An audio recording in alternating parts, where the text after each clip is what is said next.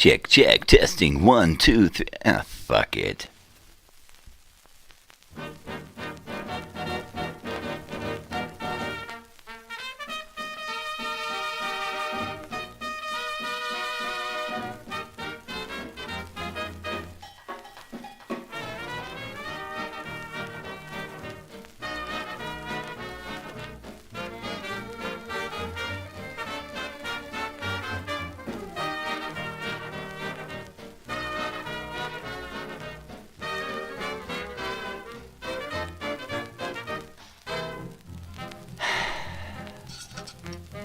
My poison of choice.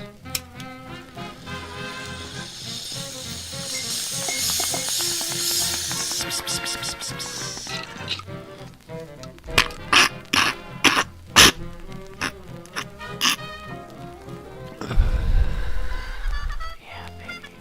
Good morning, Joey. Good morning, WWF.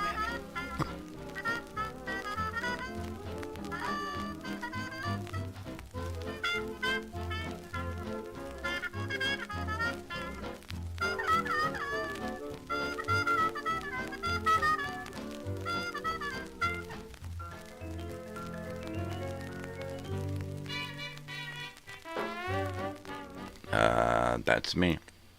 That's me, baby. Did I? There we go. There we go. I gotta get that right thing going there. Good morning, Joy. Good morning, WW. How's it going? What's going on, dudes? Let's have some air. Let's have some air. There we go. A little bit of air. Just a little bit of air. Gotta do a circulation here.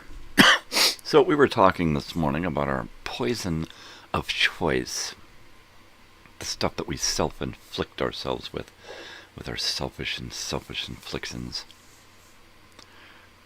Oh, I'll bet you're tired. You work too much, that's why. That's why when you get here, you're just wiped out, dude. You just wiped out. Cheers. 57 hours. I didn't even sleep 57 hours this week. Are you kidding me? The power is out of your house. Ooh, candles. Nice. Well, if it was me, it'd be incense candles and a bong, so I'd be good to go. But, oh, it's daylight over there. What am I talking about? It's daylight.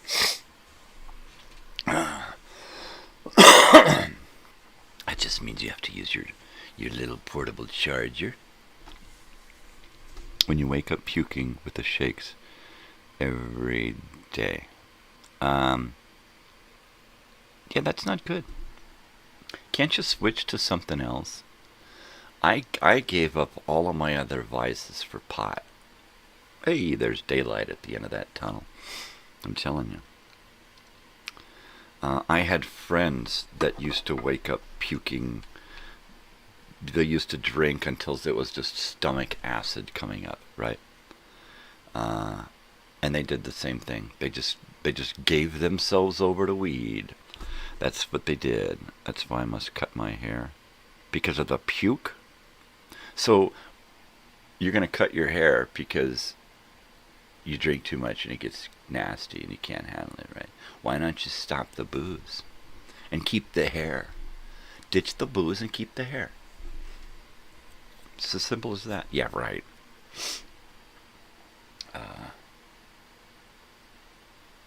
I think it's a choice. I think it's just a choice. You just got to make a decision and choose not to. It's tough. It's a tough choice. You might have to wean yourself off of it. But it's a choice. It is nonetheless. It's a choice. And I choose to smoke a lot of dope, man. You got to make a change. There you go. We'll start with the booze. Get rid of the booze. Ditch the booze, or at least cut back. Right. I always found that pot helped me deal with so much. What? What are you going to cut your hair for, Joey? You better not. You better not, you little punk. I like your hair, Joey. In fact, I love your hair, Joey. Takes me back to my youth. When your hair is short, it reminds me of the canceling of my youth as I got older and had responsibilities. Keep the hair, dude. Keep the hair. Put it in a ponytail, bruh. Bruh. Bruh. I want to see that shit hanging down to your ass. It's so hard. I imagine it's hard. I know it's hard. Quitting the booze is probably one of the hardest things to do on the planet, next to heroin. But I got friends who did both, and friends who kicked both. It's possible. Whether you need a support group or not, whether you need Bob cut. Hey Bob, he's gonna get your hair. You know what? It is tough, but you gotta find a way to get through it. That's all you gotta do. You gotta find a way to get through it. And for me, it was always pot. Pot always helped me get through everything. One of them lifelongers, huh? Lifelong hairs. Totally. I had every picture of my youth growing up. I had long hair. The only time that I didn't have long hair is when I was pulling a Joey and busting my ass for society. And what did society give me? It gave me a broke back and a kick in the ass. So I do for myself now. I work for myself. I play harder than I work. And I spend most of my time with my family. So, and if I was drinking all the time, that would take me away from my family. Drinking takes you away from your life.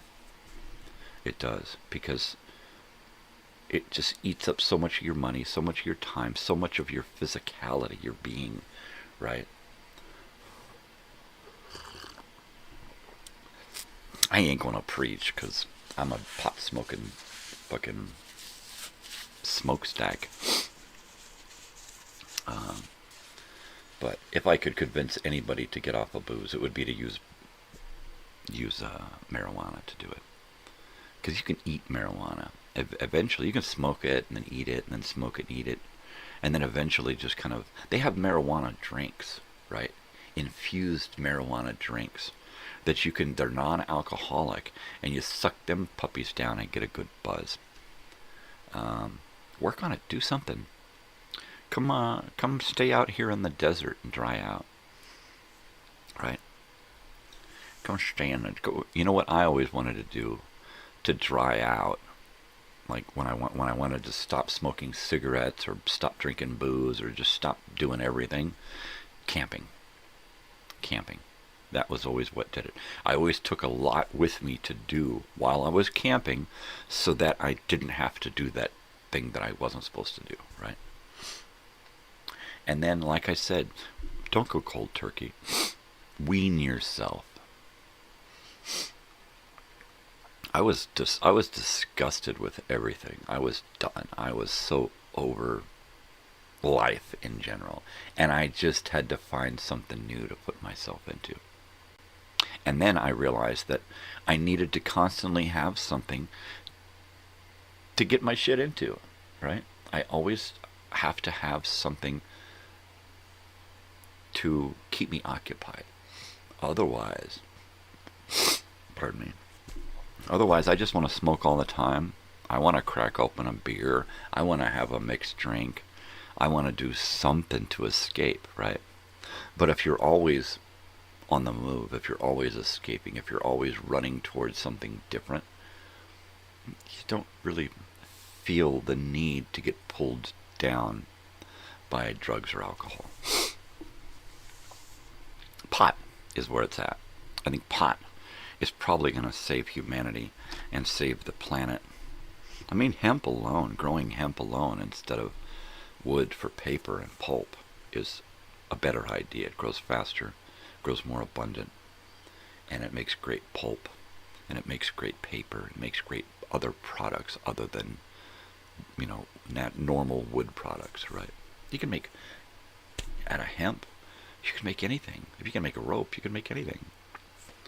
go smoke some rope, right? That's where that comes from. Smoke some rope, dude.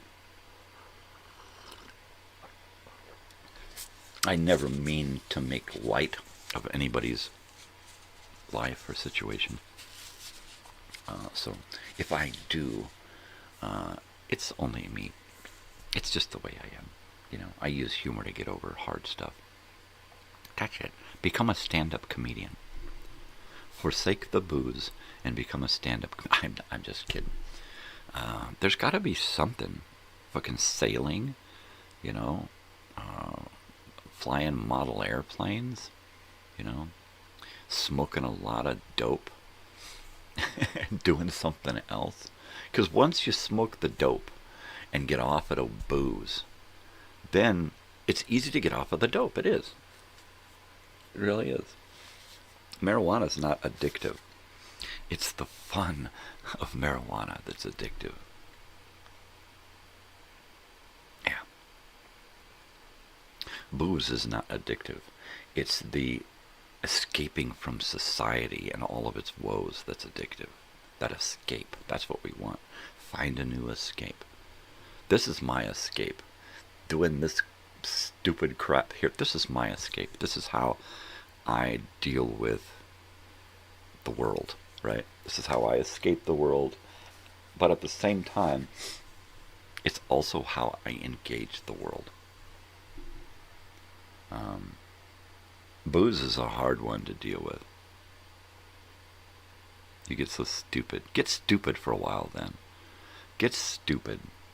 Because drinking booze, period, is just stupid, right? That's just a stupid thing. Because we know that alcohol it's a poison. It is a real harsh, man-made chemical poison. It's booze. It's alcohol. We clean tools.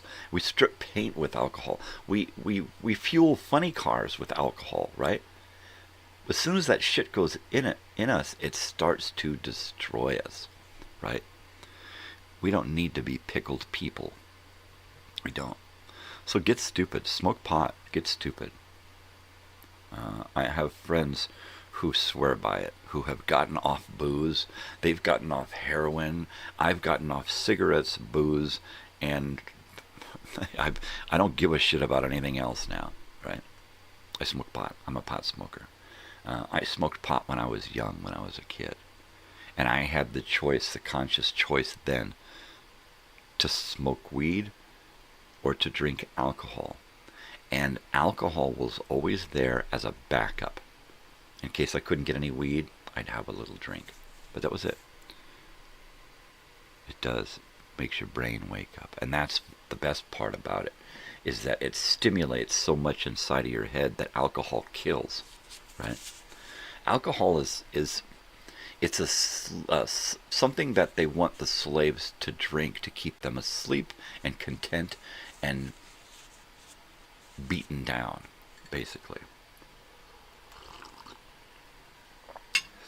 When used properly, alcohol can be a social lubricant. But I think that's the only, other than medicinal or to clean your car parts and that other kind of shit, I think that's the only thing alcohol should be used for, right? Beer. I'm not talking about beer. I think you can be an alcoholic and forsake all hard booze and still drink beer, right?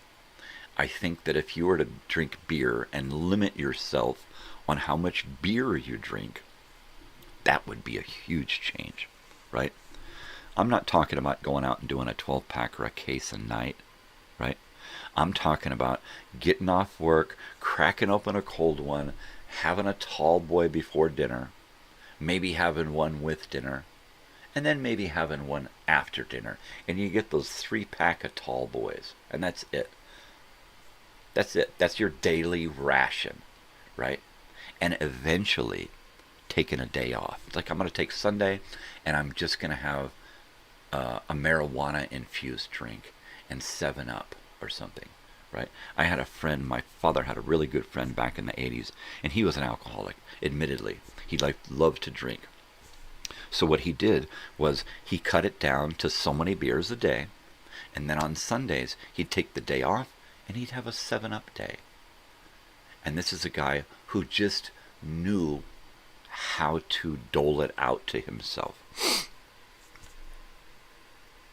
You're a writer and alcohol is a truth serum. True that. True that. And maybe, just maybe, after you've weaned yourself off alcohol, because you never want to admit to being an alcoholic. It puts a label on you. It stigmatizes you. It puts a stigmatic aura around you, right? Never admit to being an alcoholic, all right? Admit that you should slow down on your drinking or maybe stop drinking altogether, but never admit to being an alcoholic. At least that's the way I think. Because once you do that, you lock yourself into that. Oh, geez, I'm an alcoholic. I'm an alcohol. It's like, yeah, I'll have a short beer. Give me a short beer. And you have a short beer, and then that's it. And then you may not drink again for another week or month or a year. But it's okay, because you know that you have issues with alcohol, but you also know that you can control it. You can say, hey, look, I'm going to smoke pot, and I'm going to drink occasionally. Maybe you want to drink when you write. Maybe you want to get up everything set up to write. I would be my little Smith Corona typewriter, and I would have a couple of shots, right? It's like, okay, I'm gonna have my short beer, and I'm gonna have my little whiskey on the rocks, and I'm gonna nurse that throughout my writing, and I'm gonna smoke pot too, because that'll help. When you're sober, you're worse. You're a liar. We all lie to ourselves, dude. Don't think that it's something you have to feel guilty for. We are all liars, and mostly we lie to ourselves. Okay, so don't feel like you're anything different or you're some kind of monster, because you're not. You're human. And that's okay. It's okay to be sober. It's okay to lie to yourself and convince yourself that you're this or that, or that you can do this or that. But at some point, you have to say, here's my truth, right? This show is my truth. My wife and daughter are my truth. My home life, I try to keep it real all the time. If you ask Joey, I'm the same guy on camera as I am off camera. You ask my daughter or my wife, I'm the same guy. The only thing I might do is limit some of the things I say to not hurt people, and limit some of the things I say and do to not make myself look stupid. Humans are monsters. That is a bold statement, but it's pretty true. I think we all have monsters within us. I think we all harbor a monster inside of us. A monster that we create, that society creates, it's like a golem.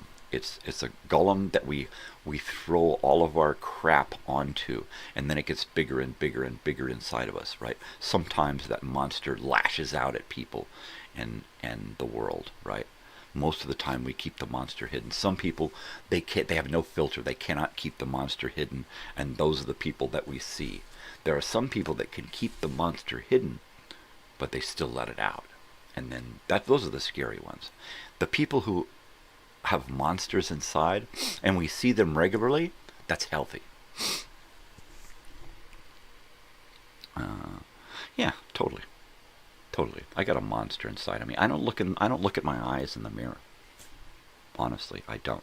I every once in a while I'll catch my eyes, and then I'll try to. Oh, I'm just looking to see if I got any spots or anything. But seriously, I don't look into my own eyes.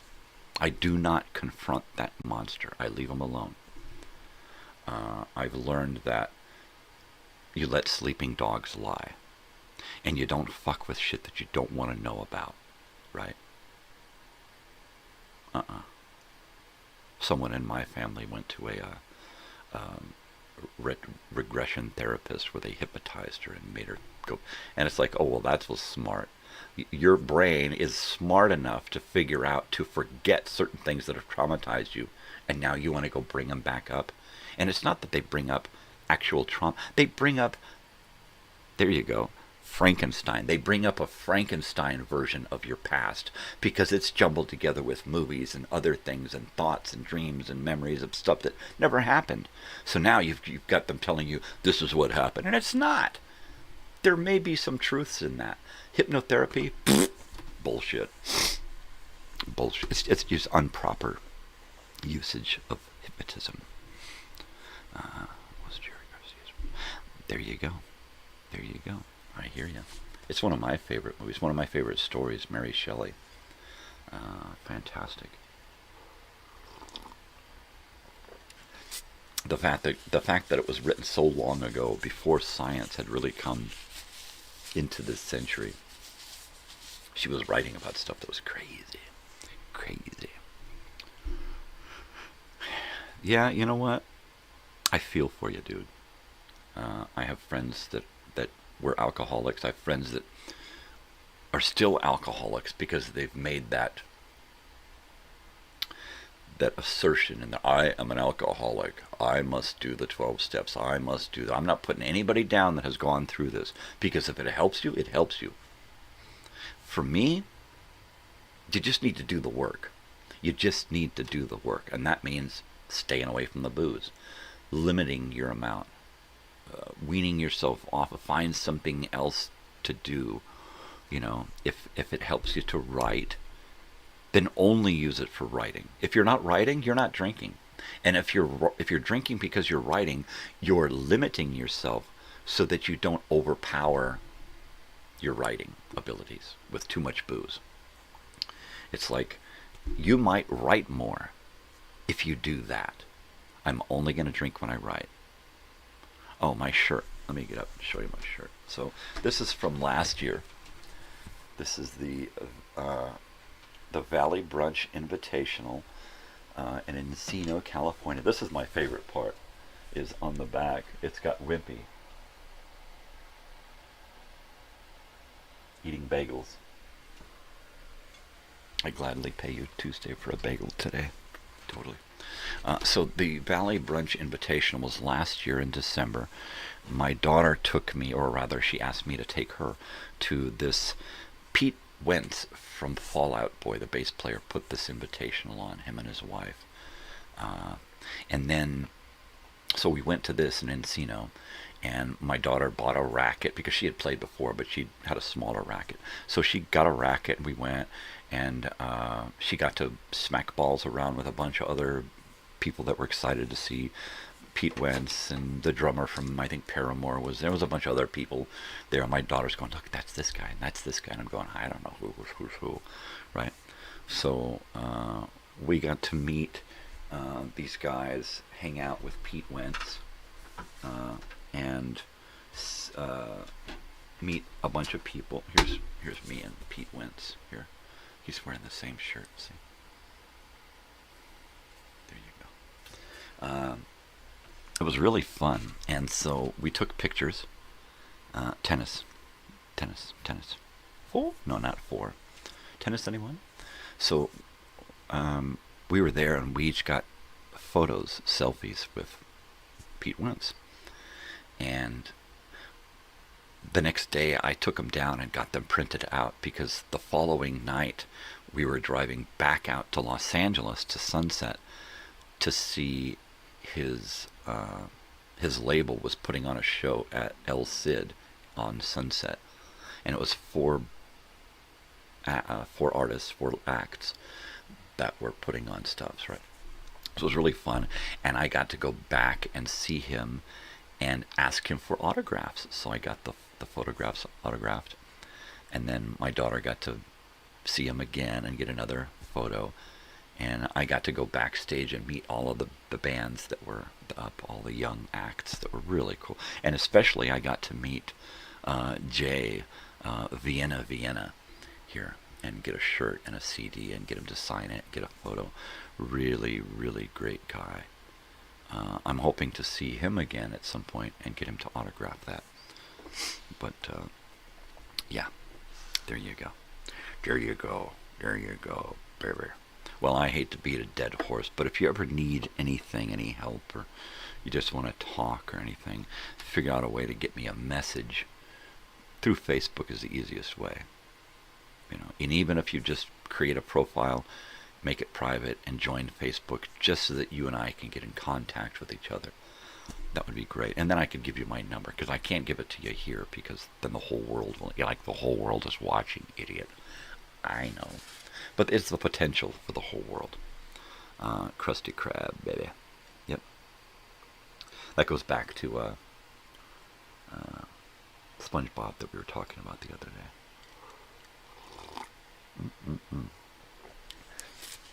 But yeah, if you ever need someone to talk, I write. I'm a writer, so I know exactly what you mean when you need to have that perfect feeling. With me, I decided quite a long time ago, right around the time I got married, that I was just going to be honest with myself from then on, right? And honest with my wife and my daughter, and just fuck it, Sure, there's a part of me that I still keep hidden that nobody knows about, but that's, everybody's got that. But for the most part, it's real easy to be honest with yourself and speak the truth. You just do it, right? You turn off that fear button. You turn off that part of you, that filter. You shut down that part of you that is afraid, right? Because that's what I have to do. I just get good and loaded. With me, it's always the same thing, right? I set up, I get the room in the right light. I like a yellow light. I don't like a bright light. I like a yellowish light, an older hue to the light, kind of yellowish, right? Or like this, the glare off of this phone in white, and this back of this computer, so it's kind of yellowish light. This light is white above my head, right? That light is coming in yellowish. That's the light that I like to create by. So I will get a good lighting. Sometimes it's a light, sometimes it's a candle. I'll light an incense. I'll put on some music real low, so I just barely hear it. And then I'll put on a movie. So I've got some images popping up once in a while. So I'm hearing music, I'm seeing images, I've got the right light, I've got some incense, and I've got some pot. I might even have a mixed drink, some Glenlivet on the rocks or something sitting there that I might sip on occasionally. And then my comfortable chair and the keyboard. And then I just start writing, right? I don't filter what I write. When I write, that's probably when I'm the most honest, because I do not filter. I do not think, oh, this is going to hurt me or that's going to hurt this. I just write. When I come back later and read it, then I might filter something out. But for the most part, I just write. I just turn it on and then just kind of let it go. Once it starts off slow, but once it gets rolling, I cannot stop. It's really hard for me to start writing something, because I know that once I start, it's going to take over and I won't be able to stop. I will sit down to write a couple of pages, and I will literally write 100,000 words. And 80, 85, 90% of that will be usable, right? But I just turn off the filter and I just turn on the fingers and I just start writing. I can't write fast because I'm not a typist.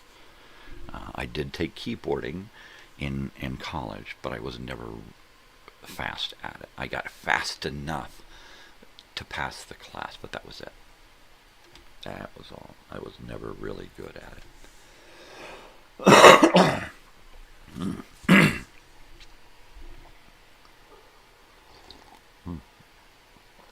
I gotta heat that up, and then we're gonna do a 5:30 bong hit here. Yeah, baby. All right, don't go nowhere.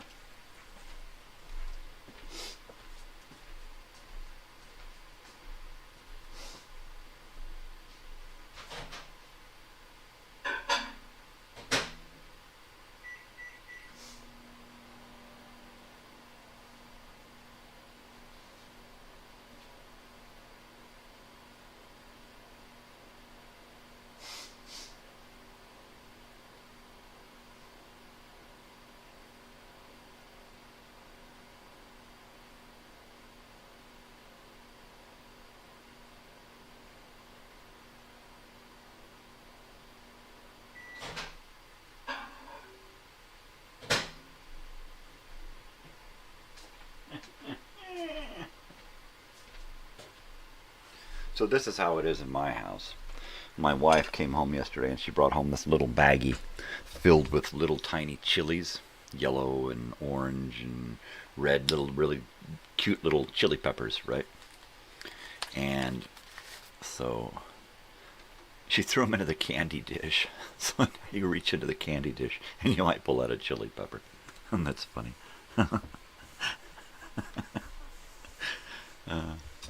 Anywho, album of the day, Jimi Hendrix or Christopher Cross? Well, we just had Jimi Hendrix yesterday because we threw him in there with Mountain Goats.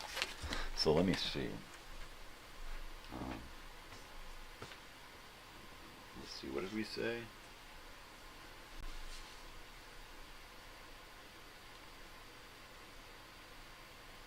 Jimi Hendrix or Christopher Cross? ABC.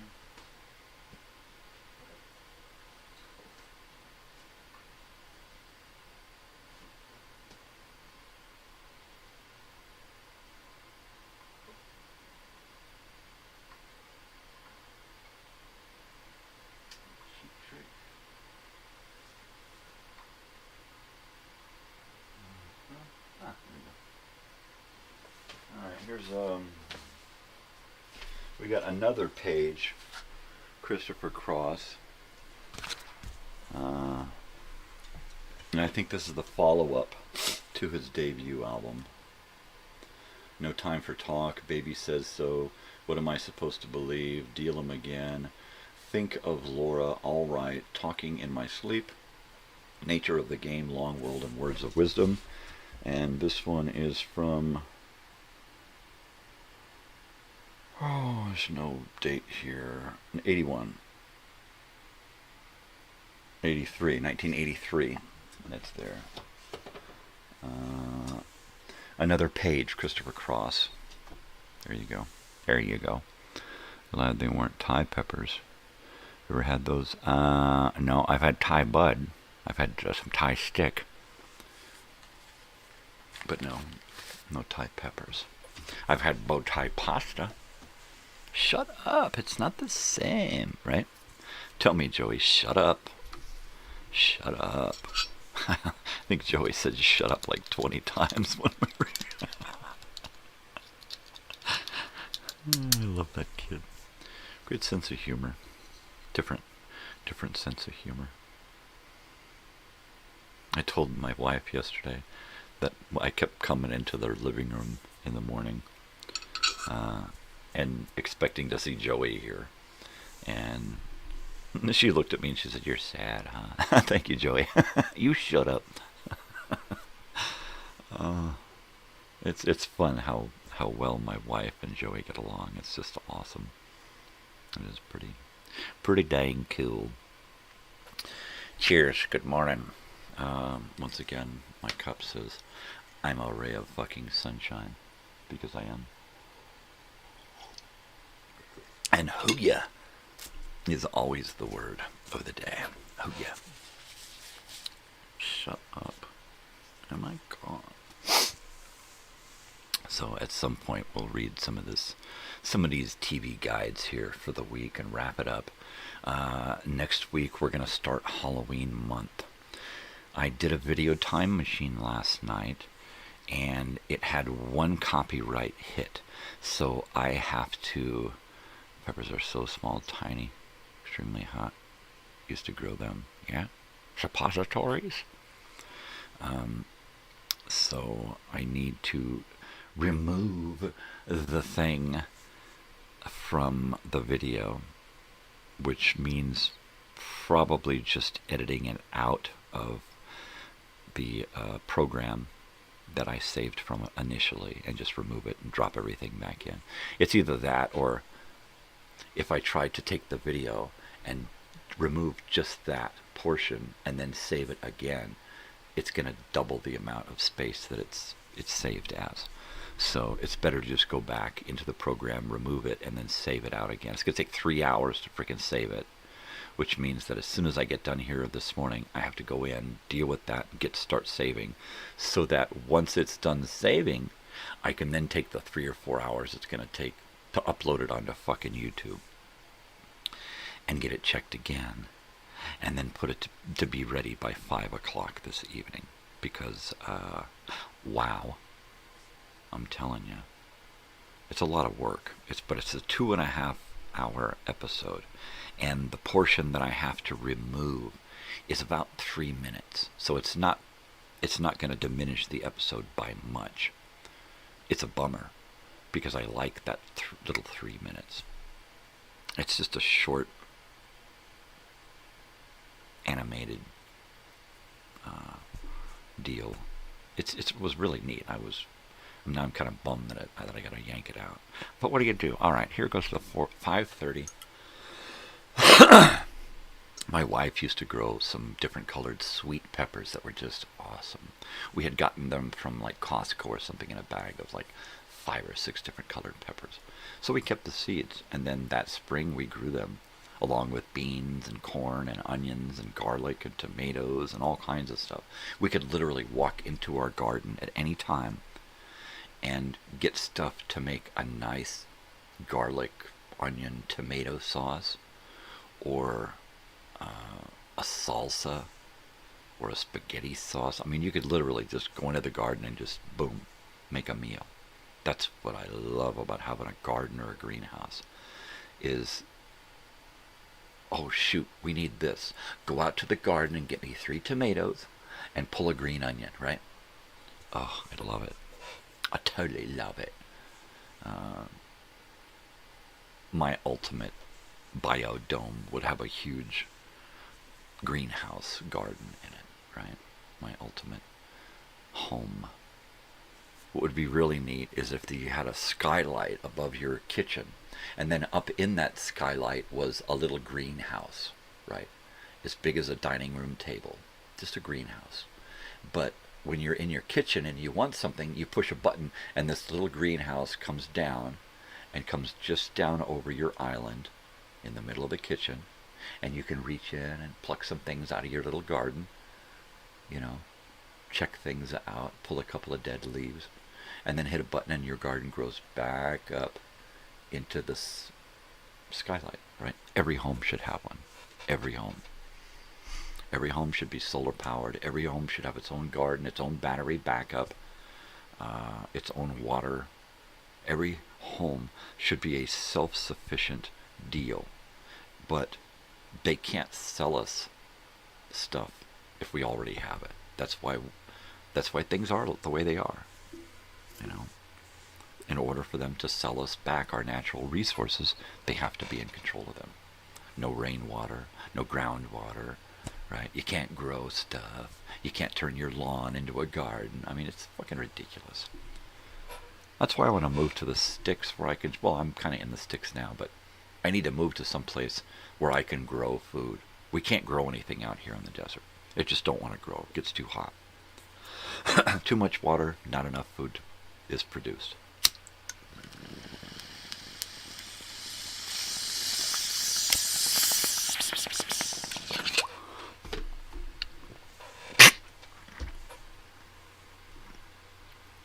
Banana peppers. Totally banana peppers. Banana slugs. Bananarama.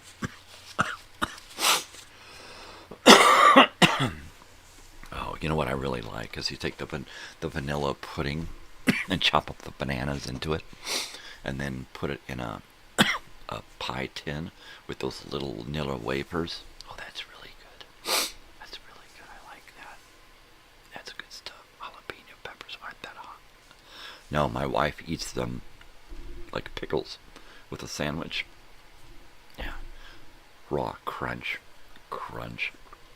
Or those pickled jalapenos, which aren't as hot. But she'll be, and then she'll be turning red, her eyes will be watering. Ooh, that's a good one. But she just keeps crunching away. I can't do that. When I was younger, sure, crunch. Look at me, I'm eating a pepper.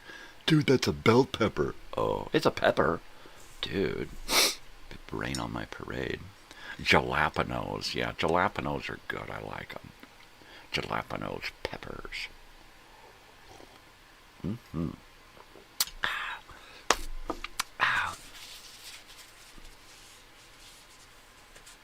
Yeah, it's weird because most people would think that I'm this way on camera, and then off camera I'm different. Off camera, I might be a little more serious sometimes, but for the most part, this is it. I'll sit here and I'll be sitting there talking to my wife, commenting on a show that we're watching or talking about something, and she'll literally say to me, "The camera's off." And I'm like, "Yeah, I know." That's right. You were talking to Mom about plantain trees in your backyard. She loves plantains. She takes them and chops them up and fries them up with butter, and then puts stuff on them. I don't know what she puts on them. Cinnamon or something. I don't like bananas in general. I only eat bananas if I have a cramp, and then it's regular nanners. Yeah, she likes them plantains. Watch out, she's gonna come hang out. She's gonna come by. Wouldn't that be funny if we just showed up on your door one day? "Hey dude, what's up? What's going on?" You'd be like, "Oh crap, my dad don't know who the hell you are. Get out of here. Come on, get out of here. You crazy? You bunch of hippies." Totally. It's October. It's October.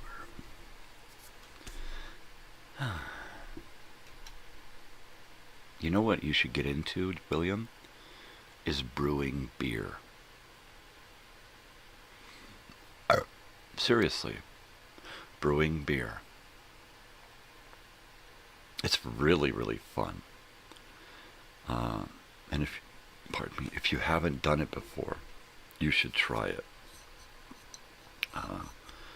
And they also have little stovetop stills that you can get. I'm not trying to encourage somebody who's got drinking issues, but I am of the mindset that you could definitely wean yourself off to a better situation with booze than you are now. Totally. I'm not going to beat a dead horse because I don't have anything to beat him with. But brewing your own beer and ale and port and that kind of stuff right on your stovetop, and then bottling it yourself, aging it, and then rationing it to yourself, right? It's like, okay, I've got enough in my closet, so now I'm going to stop buying alcohol, and I'm only going to drink what I produce, right? And every month you have a brew day where you brew a bunch of bottles of beer, basically. Oh, awesome. So you know what I'm talking about. Do that. Create a lifestyle where you drink, but you only drink what you produce, and you'll start drinking less because you want to share more with others. Check out this stuff I made, right? I know, we did it. We used to brew beer every week. We would brew more beer to fill up the closet so that we could empty the closet of what was ready and take it to the Renaissance Fair. and we would make our own nut brown ale, raspberry ale, port, and stuff. And we'd take it and we'd have our own booze. We'd buy other stuff too, but we would have our celebratory beers and stuff. I've always wanted to just make my own alcohol, so that way I control what goes into it, how it tastes, how strong it is, right? And then only drink that. And I've also wanted to get one of those little copper still things that you put on your stove, and you're making your corn mash right there, or whatever it is that you want to make, right? Interview my wife on the show. I'm always threatening to pull her on the show. You're going to get up early, huh? Does that mean you're coming on the show? Nope. My daughter, same thing. Nope. Ain't no chance. I've had Joey here 3 times, 4 times. I haven't had him on the show yet. It's not, if you were here, you'd be like, oh, I don't know, maybe, right? It's not something that's easy to do. You gotta be weird. You gotta be weird to do this kind of shit. I know weird people who will come on here because they're weird. Gary Newman no, he wasn't from Cars. Oh, he did that. Didn't he do a song? In Cars. Right, yeah. Gary Newman. Isn't he touring right now with somebody? I think he's opening for Psychedelic Furs right now, somewhere. That's what I heard about him. Gary Newman. He does that other song. I can't remember what it was. Yeah, I was putting my teeth in today, but that little sore spot inside my gum, I didn't put them in at all yesterday. I ate soft foods yesterday because I wanted my mouth to heal a little bit.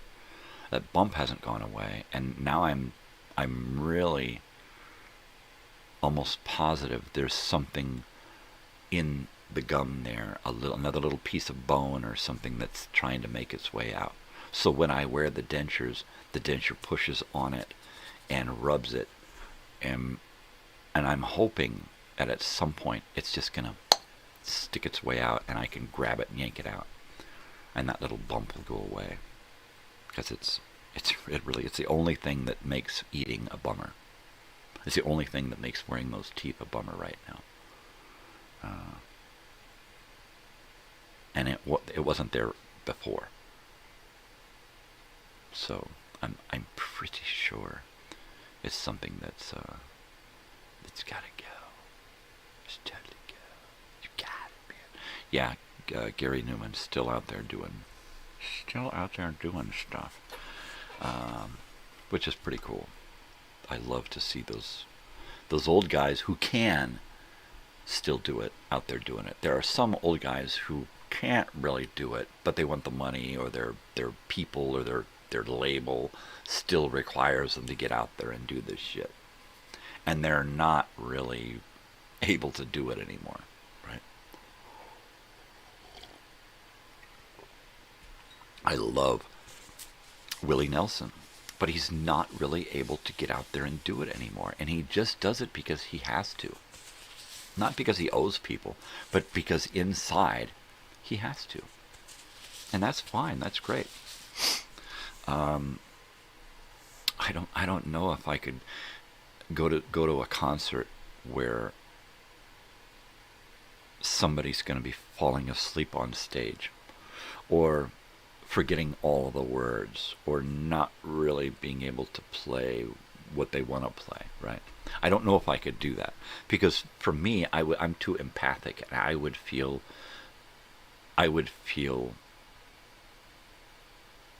too emotional to be able to enjoy it. Gary has huge tats now all over his whole body. Wow. Well, go figure. People just get into fads and they just keep going. I've never gotten a tattoo. I don't have one tattoo. Never will. Never wanted one. I've thought about it, but I also thought, well, what would be the point? What if my tastes change, right? I'm going to get this rock band over here. And then find out later that rock band, they eat babies or something. Well, that's not nice. So, like my father, he got a girlfriend's name over here and a Playboy bunny over here. And he didn't like either one after a while. After a while, neither one of these said anything that was who he was later in life. So, he hated his tattoos. Yeah, Willie's amazing.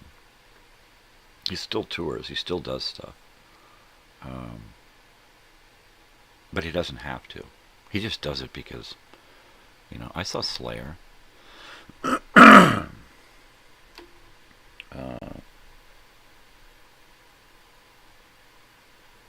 Slayer. Is that the one with Lemmy on bass? You're gonna have to help me recall this stuff. I saw Slayer open for Judas Priest back in 1986 or something at Irvine Meadows. I think it was 86 or something. Maybe 87. Slayer. Is that the one with Lemmy? Because you gotta tell me. Bob Dylan is on the Never Ending Tour. No, really, Slayer. Slayer. Talk to me. Slayer. I don't want to have to look it up because I'll have to go get another phone. 84 years old, right? See, there's somebody. Well, see, Led Zeppelin and Rolling Stones are doing a tour together, right? And I thought, well, how great would it be if you got other great guys, maybe a super group of great guys, to get up there, right? Let's get Paul McCartney and Ringo Starr and Bob Dylan. Motorhead, that's what it was. Okay, so I saw Motorhead in 1991 or 92. They opened for Metallica. That was fun. Lemmy was great. Slayer was weird. Slayer, I remember Slayer I was going, this is some heavy shit. Judas Priest just wiped him off the stage. As soon as you heard that Harley Davidson start up, it was over. Yeah, Lemmy's gone too. Yeah, another one bites the dust. He was a heavy drinker too, so that'll tell you something, huh?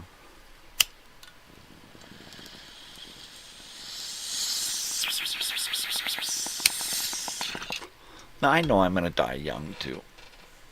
Right? And you opened for Metallica once. Nice. I thought I recognized you.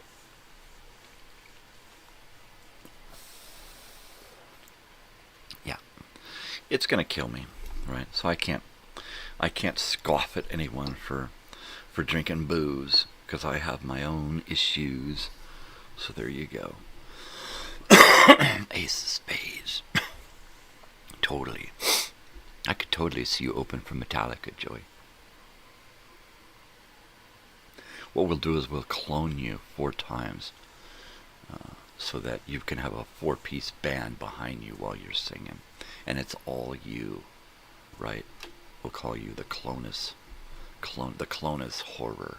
You ever seen that movie? Parts? The Clonus Horror? What a great movie. The show Emergency, the paramedics. Chet, the fireman, Chet, he stars in that movie, Parts, the Clonus Horror. That's a great fucking movie, man. Yeah, man.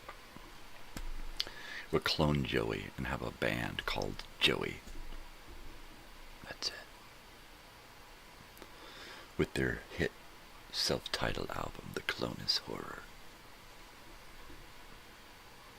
You don't know who's doing what. They're all the same. It's just Joey. Who are you, Joey? Who are you, Joey? Who are you, Joey? What do you play? Yeah, exactly. Yeah. What the hell is going on up here? I don't know. I don't filter it. Wow. I saw Metallica twice. Once in 80-something, 88, at the Monsters of Rock. They were, let's see, it was Kingdom Come, Dokken, Metallica, Van Halen, and then Scorpions. And then I saw Metallica again in 91 or 92. I can't remember exactly. I think it was more closer to 92 maybe. Totally. That was way back in the day. I probably wouldn't go see them now. Yeah, I would want to see somebody who I haven't seen. I think that's more important to me. And if I am going to see somebody over again, I want to see somebody new. I want to see somebody who is putting out new stuff and doing new things right now. Maybe somebody who's been around a while, but somebody who's in the now, right? Lucas Nelson, somebody who's in the now, whose father, Willie Nelson, has been kicking it for decades, and now his son has just racked up a decade, and now he's starting another decade doing solo stuff, and I can't wait to see that. Firefall from the 70s, they're still kicking out new stuff, so I'd want to go see them, and if they, so impressed me, I would want to see them again. Sure, why not? Why the hell not, man? Totally. I mean, like, totally. I saw Metallica on the first Load tour at the Pyramid in Memphis, Tennessee, along the banks of the mighty Mississippi. What tour was that? On the first Load tour. What was the Load tour? I don't remember what. I'm not a Metallica fan. I don't follow Metallica. I've seen the documentaries. I've seen a couple of concerts. I own one old album, right? But that's it. I don't know anything about their tours and years and albums and all of that, right? I'm just kind of naive. Well, not naive, but innocent. I'm ignorant of Metallica. I know nothing. So what year was that? About recent? I guess you were a teenager, right? In the middle 90s. The Load was an album, right? Load. Well, I got that, but what year? What tour was that? I would think it was not too far ago. Yeah, not too long ago.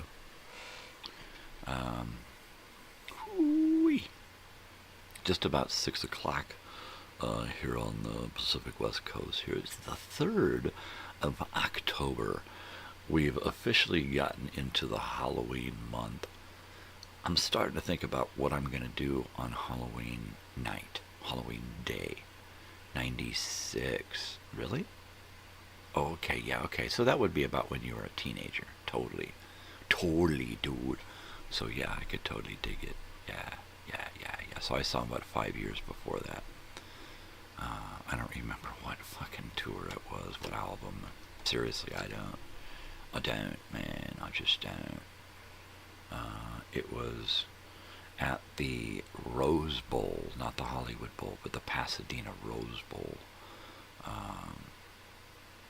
And we hitchhiked there. It's about a 2-hour drive, and we hitchhiked the whole way. Got 2 rides there, and then 1 ride coming home, which was great. But I remember getting dropped off on a street, and it was which was fantastic because they got off the freeway and took us over and dropped us off on a street, and we just had to walk around the corner to the house we were staying at. White Zombie, Bela Lugosi. That's in my stuff here. The white zombie, yeah. Better Lugosi is right there. So that's on my list of stuff to research. And as soon as I find it, it's going to go on to my external hard drive. This is my movie hard drive. That's the one that I load with movies and then plug into the back of my TV, any TV with a USB port and a media player, and I'm watching movies. So I will definitely try to get that into my thing there. And what I do is I load that thing up with stuff that I want to watch, and then I wait, because there's going to be a period where, like, I'm sick and bedridden and I just want to binge watch a million things, right? Or I go on a trip, or I go camping. You know, when you go to like a hotel room and there's like nothing to fucking watch, hard drive, boom, watch fucking shit like you're watching HBO. Stream whatever, watch whatever the hell you want, bring it with you in just a little hard drive. So yeah, I will totally I was just thinking about that last night. It's hard for my wife and I to find the right time where we can both sit on the couch and have the energy to watch a movie. Usually we just sit there with some kind of live streaming show on, Wipeout or Ninja Warrior or some crap like that. The Conjuring. The Conjuring. I believe I have seen The Conjuring. The Conjuring. Yeah, it's got Willie Whipsnagel in it. That's what's got you. That's the ticket. Willie Whipsnagel. Ha, man, I didn't whip no snagels. I swear, I left those poor little snagels alone. Oh, little snagel. Are you saying snail or snagel? I'm saying snagel. Snagel. Huh? I don't know, man. I just fuck with this shit. Children of the Corn, Malachi. Yeah. That guy Malachi, he was great. He went on to do a bunch of weird shit. Yeah.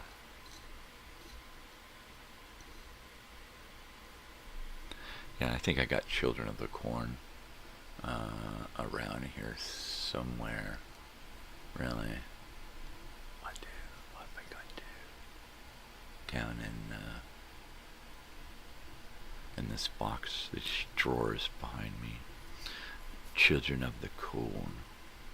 What about Children of a Lesser God?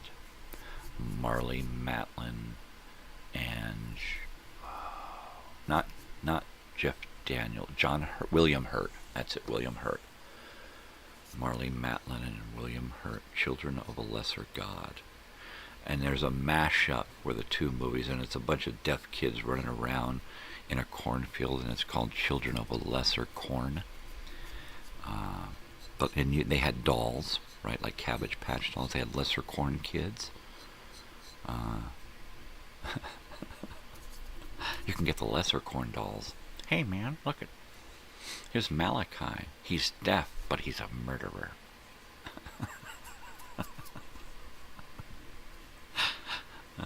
That's one of those things we used to, those little games we used to play with movies back then, is we would just sit and fuck with all of the movies and just create our own weird, bizarre shit. Or watch a movie that we've seen a million times and turn it down, and then everybody would just pick apart, right? Rosemary's Baby. Yeah, what about Rosemary Clooney's Baby? Oh, that's George Clooney, sorry.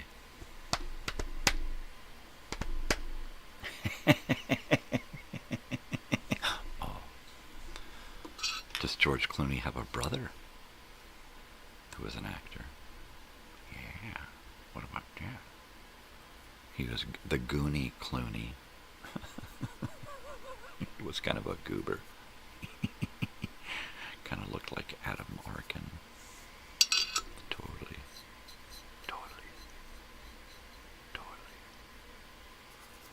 Invasion of the Body Snatchers. Yeah, I love the first one with Kevin McCarthy. My favorite. I can watch that right now, I could watch that thing over and over and over again. I also love the Donald Sutherland remake in the 80s. That one was classic. That one was crazy good, right? Twisted a little bit different. And I love how they're driving in the car, Donald Sutherland and the girl and the guy, and they're cruising around trying to be cool and nonchalant. And here comes Kevin McCarthy running up to the car. They're changing. They're pod people. He's freaking out, you know. Just like in the first movie where that guy runs up and screams. He does the same thing in the first movie, running around screaming, "They're gonna change everybody." Great fucking movies. I love those. The movie Freaks. Is that like on Netflix? Or is that one of the old ones? I think we're looking at an old one, right? Freaks? Were you talking about Freaks?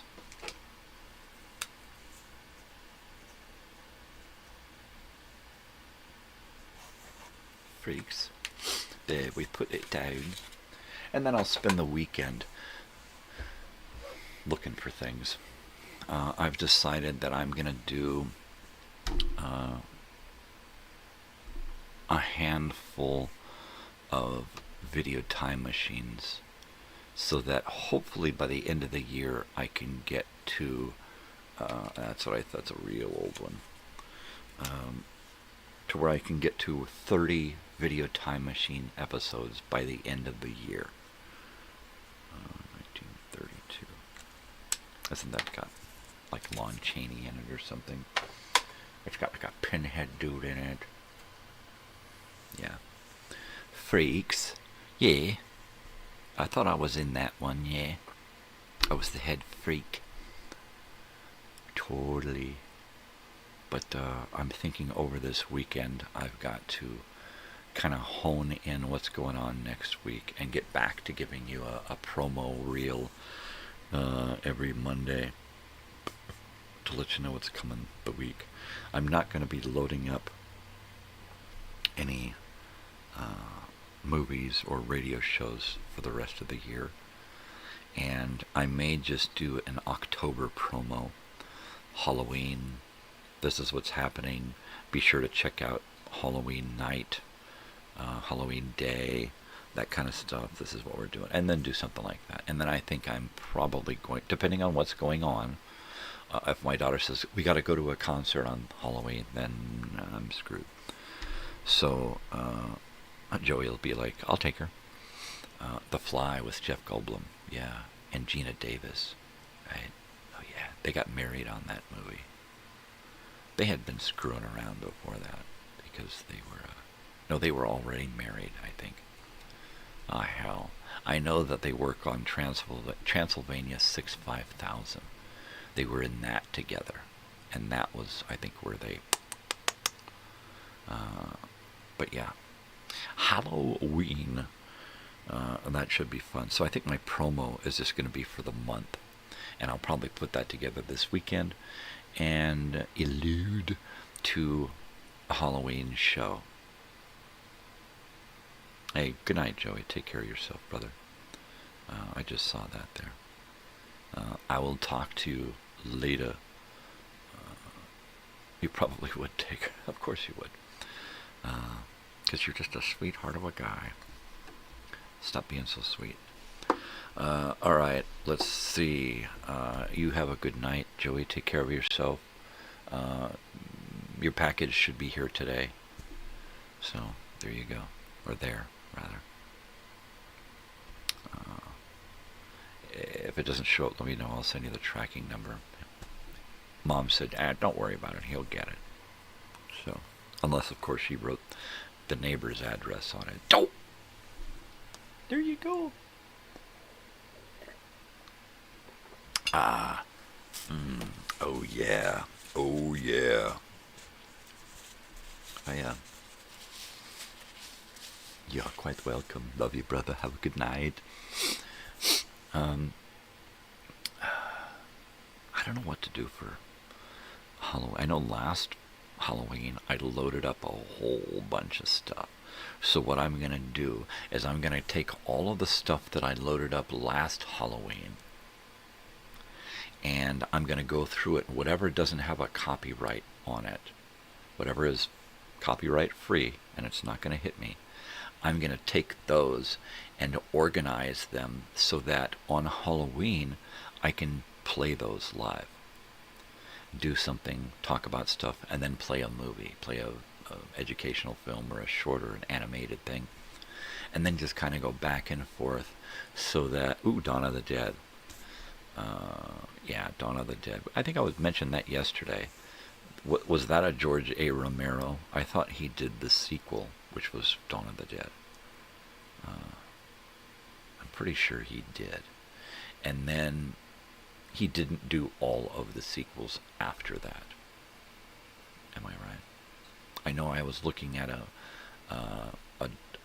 Night of the Living Dead remake in color. Not the colorized 68 version, but a remake.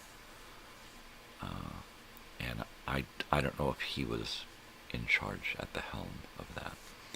But there you go, there's that.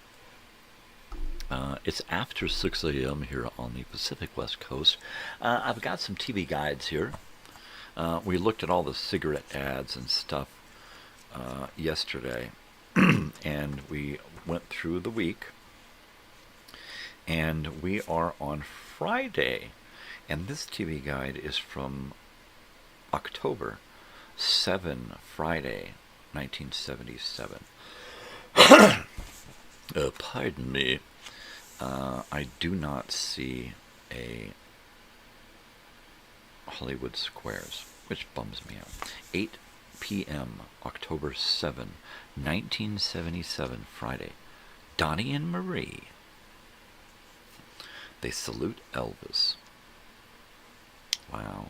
Robert Young, Neil Sedaka, Paul Lynde, Miss America 1978, Susan Yvonne Perkins, also Jay Osmond, because, you know, you gotta get that nepotism in there.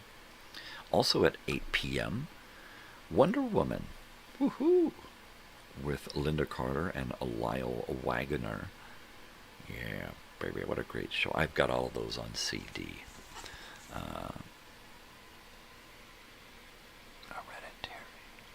Hereditary. What year is Hereditary? I haven't seen that.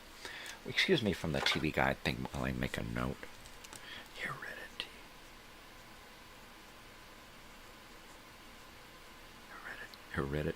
Herod's titty. There we go. There we go. Heredity. Herodity. Herodity. Mary Tyler Moore is also on at Lowell Thomas Remembers also at 8. Wrong Way Corrigan was set off for Los Angeles and wound up in Ireland. Oh, jeez. As an American hero. There you go. Also at 8, Gunsmoke. At 8:30, To Tell the Truth. Game show. 8:30 Hollywood Squares. Here we go. Primetime Hollywood Squares. Here we go. Let's see. Charlie Kalis. I said Charlie Kalis. Come on.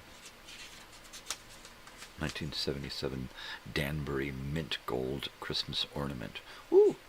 Okay, let's take a look at Hollywood Squares. Charlie Callis, Rosemary, Peter Graves, Roz Kelly. She played Pinky Tuscadero on Happy Days. Doc Severinsen from Tonight Show, George Gobel, Bonnie Franklin, Demond Wilson, and Paul Lynde. Who's Afraid of Virginia Woolf is also on at 8:30. And Black Market Baby, 1977 TV movie.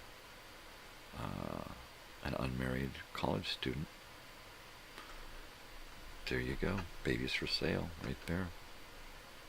Linda Paul, Desi Arnaz Jr., Bill Baxby, Jessica Walter, Tom Bosley, Tracy Brooks Swope. There you go. An American Dream, 1966 movie. Canal Zone documentary, Panama Canal, from 1976. Elvis Presley Memorial Book of Days. And Merv Griffin, also on at 9. Escape from Bogan County, Jacqueline Smith movie. Merv Griffin, Start the Revolution Without Me, 1970. Donald Sutherland.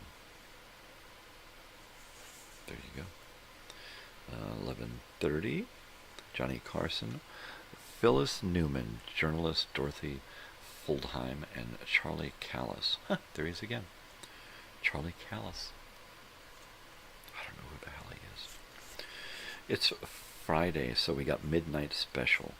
Performing our guest host Kenny Rogers, wow, Andy Gibb, Bob Marley, and the Wailers. Supertramp, one of the members just passed away, and Debbie Boone. There you go. And that takes us into next week, Saturday. Let me take a look at this TV guide. House of Wax, Vincent Price. Yes, seen that one. That's a great one. We've seen the remake with, what's her face in it? Paris Hilton. She gets waxed. She gets waxed. Totally waxed. And I ain't talking her vajuju.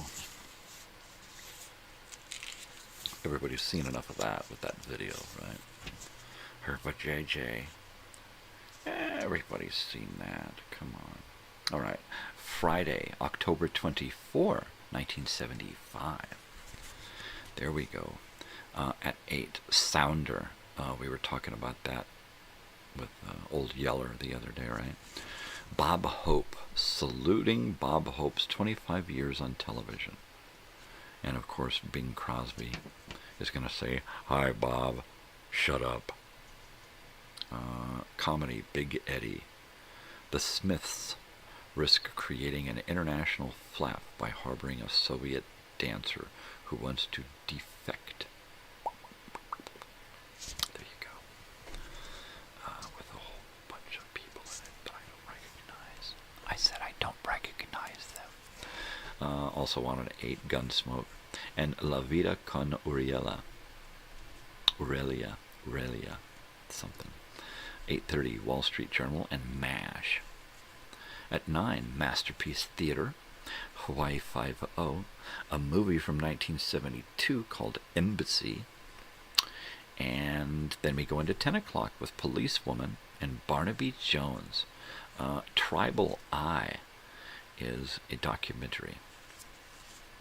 Tribal Eye. Tribal Eye.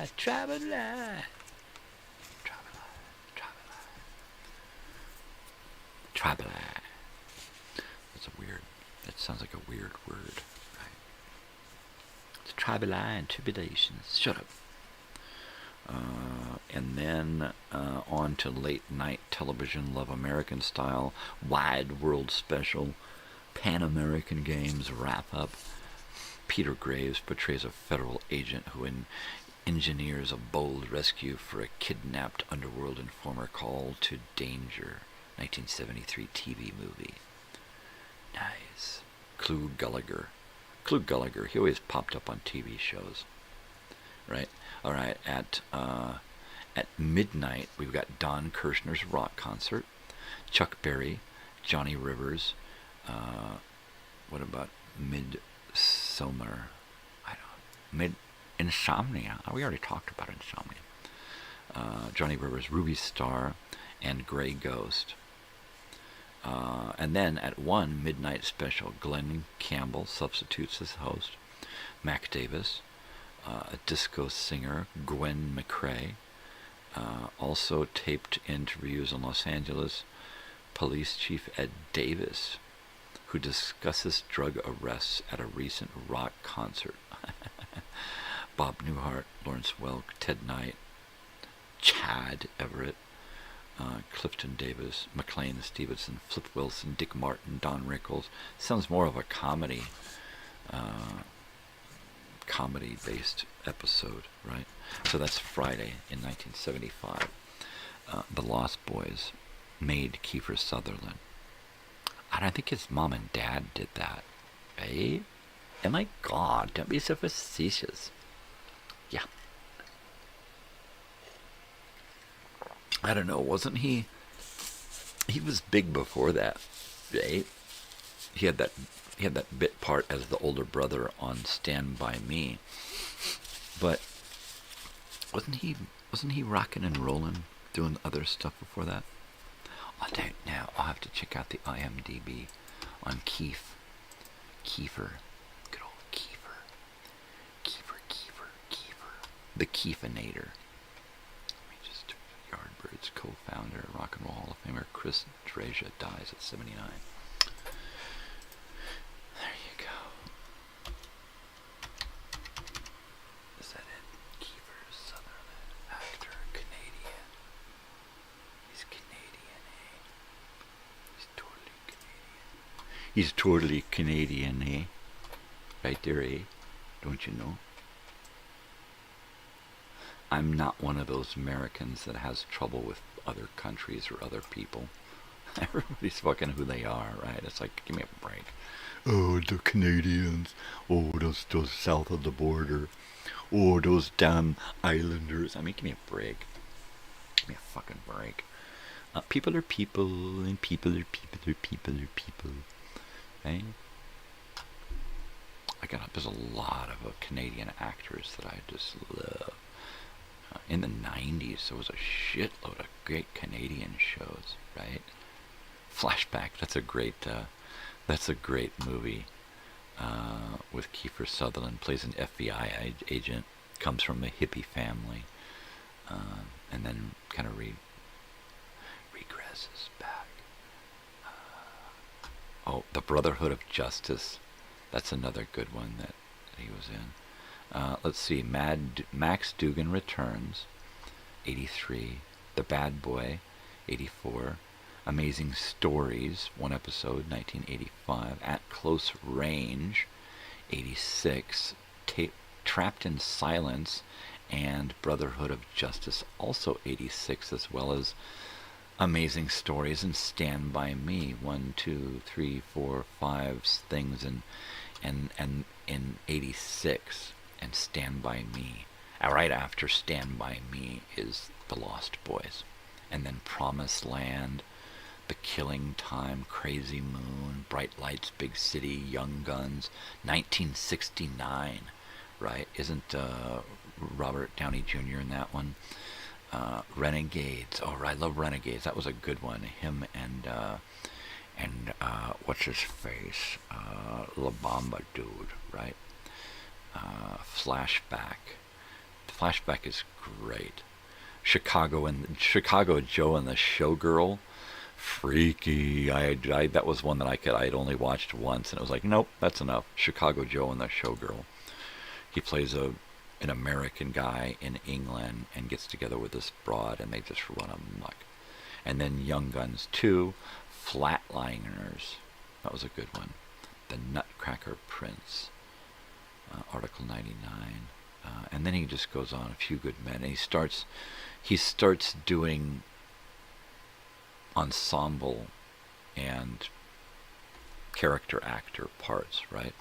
He's like in A Few Good Men. Isn't he in JFK or something? No, he's not. That's not him. That's somebody. Dark City. That's another one that's weird, right? Weird. Fright Night. I love Roddy McDowall movies.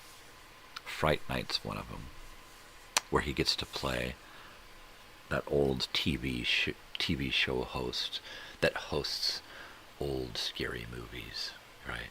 And he's a vampire killer. So of course he's the first guy that you would want to go to ask about how to kill a vampire, is a TV show host. And he wet his pants, of course. But, yeah, I love Roddy McDowall. Anything with Roddy McDowall in it, I'll watch. Seriously. Anything. From the time he was a little kid, Flicka, on up through his entire career. I just love Roddy McDowall. I love to sit and watch on YouTube, find some of those Roddy McDowall home movies, because he was really famous for shooting home movies. On just about every film that he made home movies behind the scenes. And then he would throw parties and have a camera and take a camera around, you know. And he'd have like a party on the beach at his home in Malibu. And it's like literally his backyard was just a big party patio. And then a water break wall. And then the beach, right? And you see all these big wig Hollywood stars sitting around having a Coke and a hot dog, right? Because they're just regular people out having a day at Roddy's house. Wow. I'd love to have been a fly on the wall there. And a lot of his stuff doesn't have sound. So you don't know what they're saying, you know? Wow. Totally. I'm going to do a bong for Roddy. This one's for Roddy. And Hollywood. The kids that made Hollywood, right?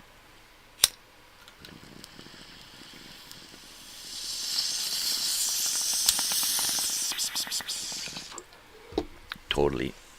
Totally.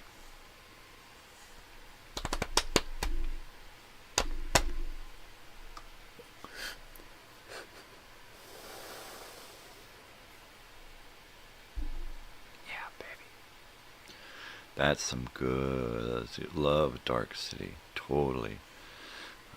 Follow the House of Usher. Oh, yeah. Long time ago. Yeah.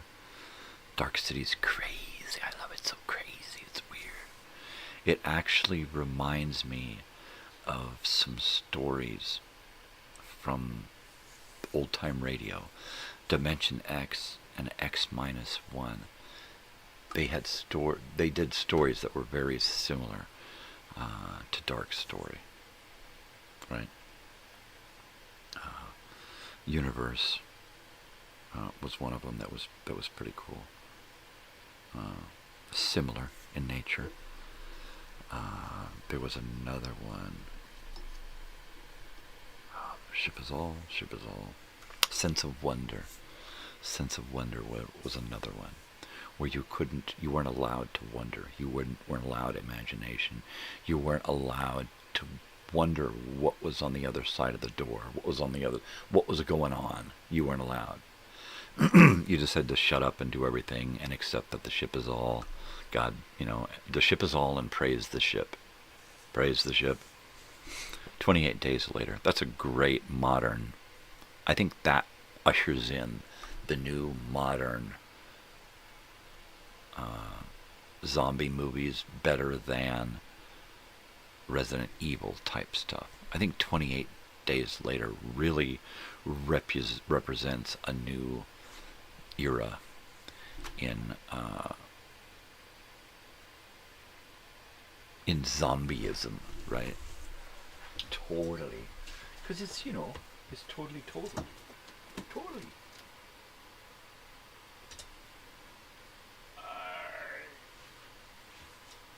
And if it wasn't, then it wouldn't be. If it isn't, then it is.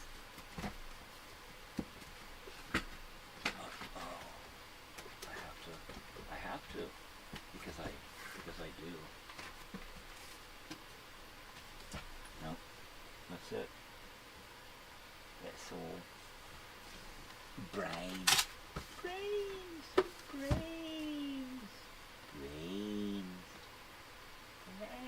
Oh, there it is. Oh. Here we go. Oh.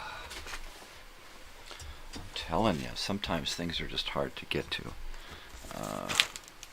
This is my video store copy of Silence of the Lambs.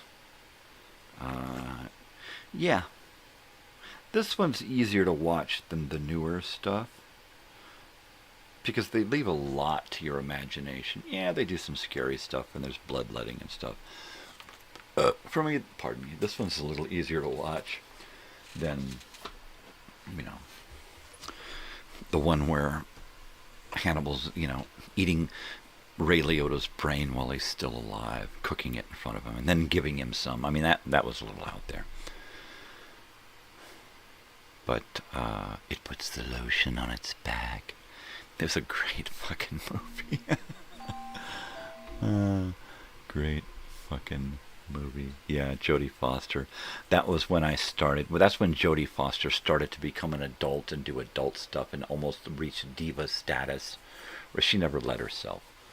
But she started doing a lot of movies that were just, I loved Jodie Foster as a kid. That's my Jodie Foster when she was young, the 70s and 80s. So Silence of the Lambs is like when Jodie Foster started to kind of leave home. And it's like, okay, now I see Jodie Foster out there doing this and doing that. But she's not at home anymore. All the stuff that she left at home is the stuff that I watch. Yeah, Anthony Hopkins is great in everything. I remember his first movie, Magic, where he is a ventriloquist, and the magic was that his ventriloquist doll was really alive, or was it, right? And then, of course, right around the same time, he did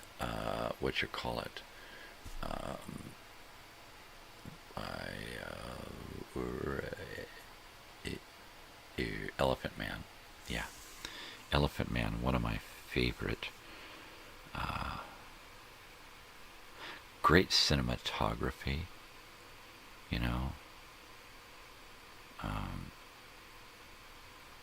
great story, great acting, really authentic characters. Elephant Man was great.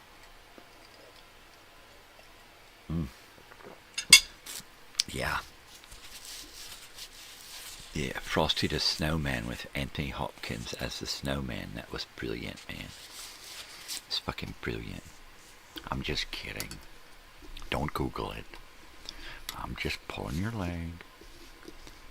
No, really. Anthony, he could do anything. He could do Santa Claus. Tick-tock, children. What are you going to get in your bag? A severed hand? Shut up. That's crazy. Silence about Jodie Foster's fake southern accent. Yeah. She was really from the South. That was not fake. It was just horrible accent. No, I don't know. She's not. She's a Southern California kid. At least most of her life, because that's where the work was, and she came to Hollywood early on, and her and her brother, and she just totally surpassed her brother, and he was jealous. He wrote a scathing autobiography about how she stole his career. How dare she? I was the special one, damn it. I guess not. He wasn't special enough. Nobody knows who the fuck he is. That's how special he was. There you go. I got a double dip this morning. There you go. I think I got enough to get me through till Monday. And I don't know something. I have to get back on schedule. I have to get on a routine. The morning stuff is a routine. This is the schedule. I keep this up. I'm obligated to be here to my contract.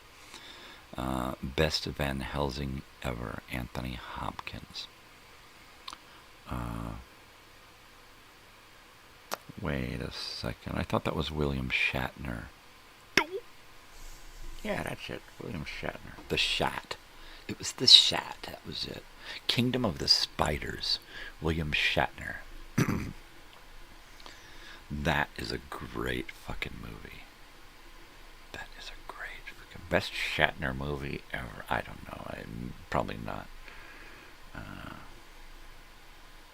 I love a good William Shatner movie. Is there such a thing? Francis Ford Coppola's Dracula. Are we talking about Bram Stoker's Dracula with Keanu Reeves and Wilhelmina? What the fuck is her name? Winona Ryder. I was going to say Wilhelmina Ryder. So, yeah, Canoe and Wilhelmina. Is that the one we're talking about? Right? Because it's got that guy in it, that crazy guy who does Dracula. 1993 or something, 92 or 93. I know because I was dating a girl at the time and we saw it in Arizona at the theater. Bram Stoker's Dracula, if that's the one you're talking about. I loved that. I didn't know that did he direct that one? Is that what we're talking about? Because Coppola, man. Francis Ford Coppola. Right? Now, what we don't realize is that Nicolas Cage, who is a relative of Francis Ford Coppola. In fact, his name used to be Nicholas Coppola, right? And he had to change it, right? Isn't that it? Yeah, Gary Oldman, that's it. Yep, Gary Oldman. Swoosie Kurtz was not in it. So there you go. But yeah, Nick Coppola, he actually tried out for Dracula. Too much nepotism. Coppola said, I mean, if you had to choose between Nick Cage and Keanu Reeves, they're almost two totally bizarre actors, right? Would they even work? Would they even mesh, right? Would that even, if they were in a movie together, would it work? Could they take one guy out, put the other guy in? Would it be too odd? Right? No, I'm just kidding. I don't know. Nick Cage. I doubt he tried out for that. I doubt it. But then again, never say never. Maybe he did. He did try out for a lot of stuff, right? He tried out for Luke Skywalker in the original Star Wars, right? Did you know that? Did you know that? I'm just kidding. I didn't know it. The greatest American hero, William Catt, he did try out for the Luke Skywalker part. At the same time was trying out for the part in Carrie as the guy who goes to the prom with her. Because Brian De Palma and George Lucas were both at the same time screen testing people for either movie at the same time to save money. They rented the one place together. They were looking for people of this type, new actors, and they were both. You want to try this guy? He doesn't really fit. Yeah, I'll try this guy. Yeah, give me him. And that's how they did the casting of Carrie and Star Wars. That's why you see a lot of crossover in the screen tests. Take me away from all this death. Take me with all this death. Take me with all this death. Dummy. Oh, baby. Yeah, that's what are you going to take you? To more death? I'll take you away from death. Here. Boom. You're dead. Oh, that's not what I meant. That sucks. That just sucks. I don't want to be dead. I don't want to be dead. There are times when I didn't want to live anymore, but I didn't exactly want to be dead. I just wanted to be neutral. Right? Now I want to live. I just don't want to live in pain. That hurts. Most days I get done with this and I'm like, all right. It's either get up and put teeth in and eat and have pain, or go to lay down and deal with pain later. In fact, last night I got up after napping for like 4 hours. And, man, I felt miserable for the first couple of hours. I just sat on the couch. Calgon, take me away. Calgon, take me away. I wish I had a bathtub. We don't have a bathtub, which is a bummer. So, that sucks. I actually want to move. I love my little world, my little house and everything, but I just want to move. I just want to go to where it's a real house that if I were to fix something up, it would last. You know, have you ever seen Suspiria? Suspiria. What the hell is... Don't start making up words. Suspiria. Yeah, right. Totally. I got Vegetaria. I had that and had to take penicillin for it. You had to take penicillin for 3 weeks to get rid of Vegetaria. I have no idea what Suspiria means. I've seen Suburbia. Suburbia. That one's a good one, about punk rockers. I've seen a movie called Spermia, but it's an X-rated movie. Yeah. 1977 Witch Coven movie. Ooh. Ooh. Ooh.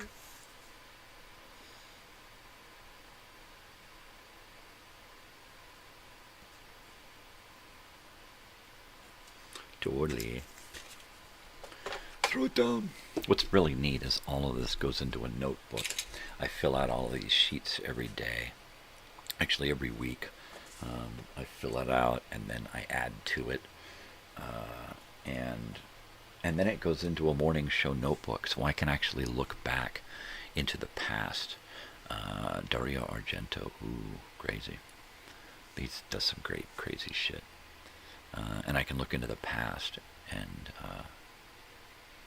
find stuff to get into, right? And that's really cool.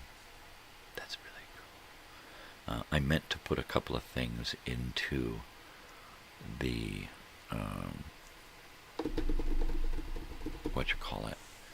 video time machine last night, and because I have to go in and edit the other one, the video time machine, and go in and replace what is it, color box?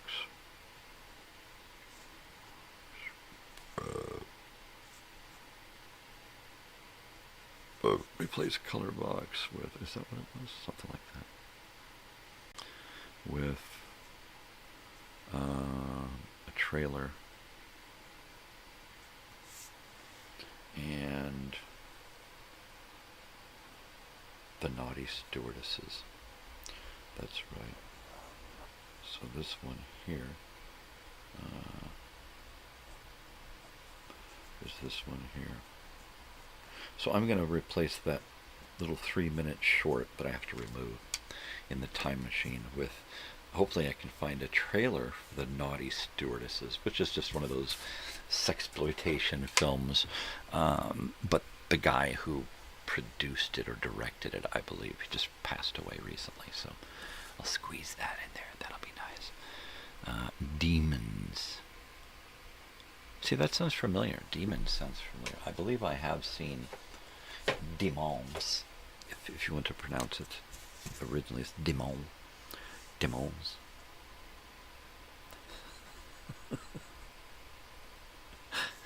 What the hell does he do this shit for? I don't know, because I got nothing better to do and nobody else to fuck with, so you're it. Bonghead. It's just about 1/4 to the top of the hour. It's Friday, so I don't know what's going on today. So I'm just going to kind of let it go until I hear something in the rest of the house. And then I'll turn on my noise filter, the air conditioner, and then start winding down the show to finish off for the week. I like to go a little long on Fridays if I can, because I know that Saturday and Sunday I'll get up in the mornings and kind of feel lost. So, bonghead. Cover me.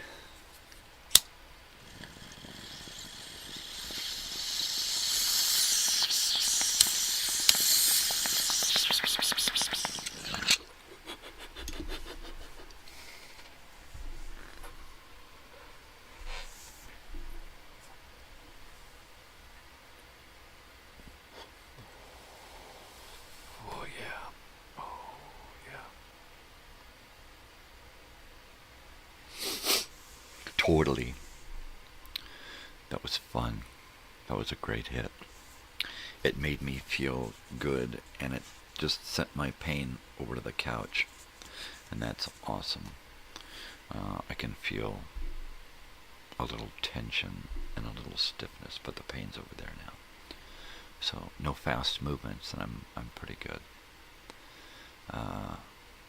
Next week we are going to start Halloween month in earnest, and I'm going to pick out a Halloween themed movie for Monday.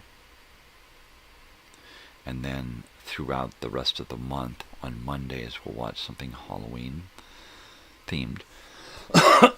And then, no more and then. And then we'll culminate to some kind of Halloween thing on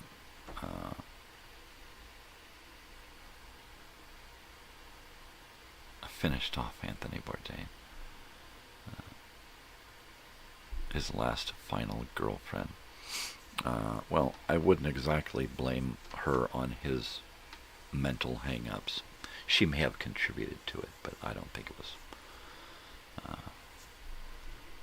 I don't think she would be classified as having finished him off.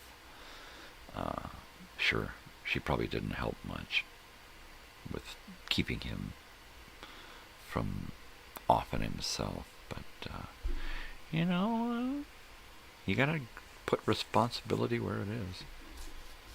You know. Now, when it comes to Kurt Cobain and corny bitch, I don't know about that. I think she might have killed him off. I'm just kidding. I don't know nothing about nothing. But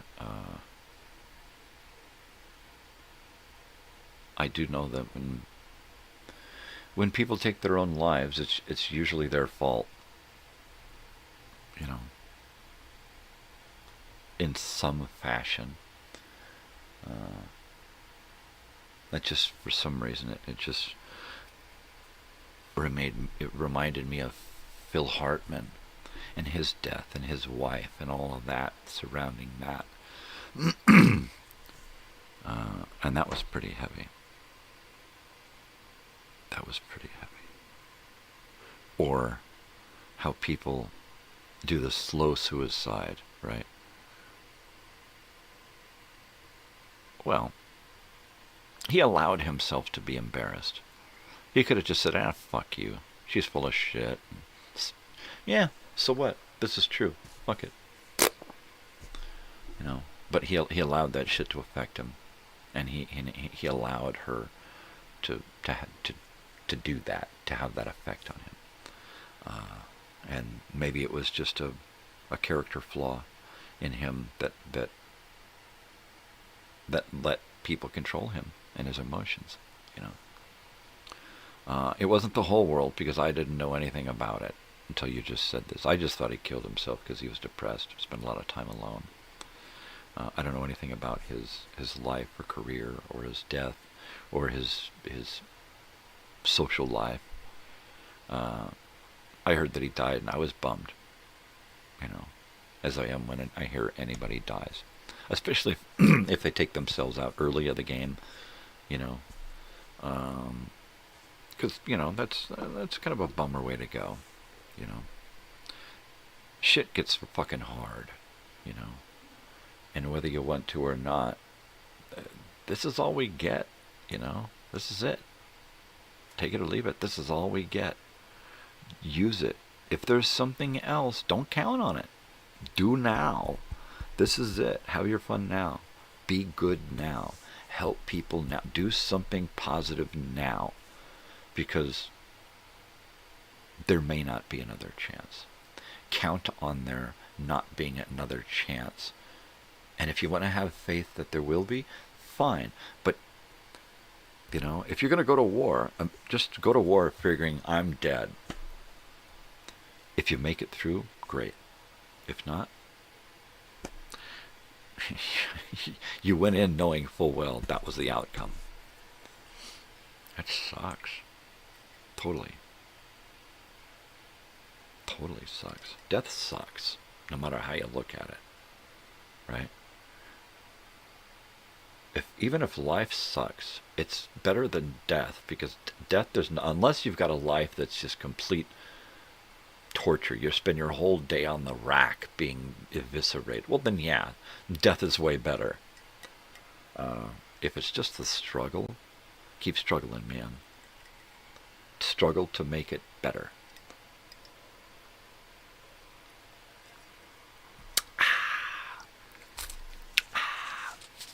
And we will probably go into the next hour. I don't know for how long, but I'll probably be doing it without coffee. So thankfully I've got a couple of bong hits left here. Candyman, Tony Todd. I love Tony Todd. He is one of my favorite actors. He just got a great voice and a great face, right? He was the Candyman. Am I? God, I think I'm thinking of the right guy. God, my brain. See, I second guess myself. I totally second guess myself. And then I wind up checking, and it's like, oh, I was right. Right?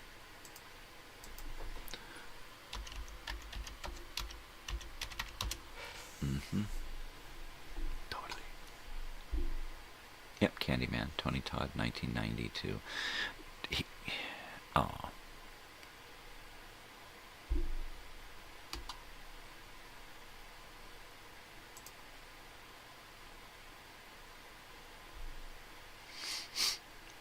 I said, hey, hey, ho, ho.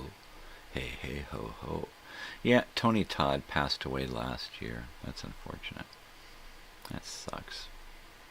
I liked him in his reoccurring roles on Star Trek: The Next Generation. He was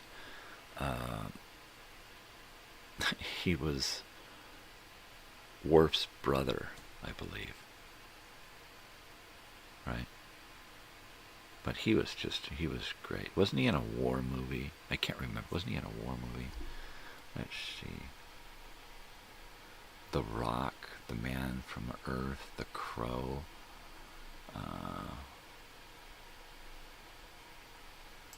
Totally. Well, he was in a lot of stuff. 254 credits. Wow. Hey, hey. Ho, ho. It's time to get it on. Let's go.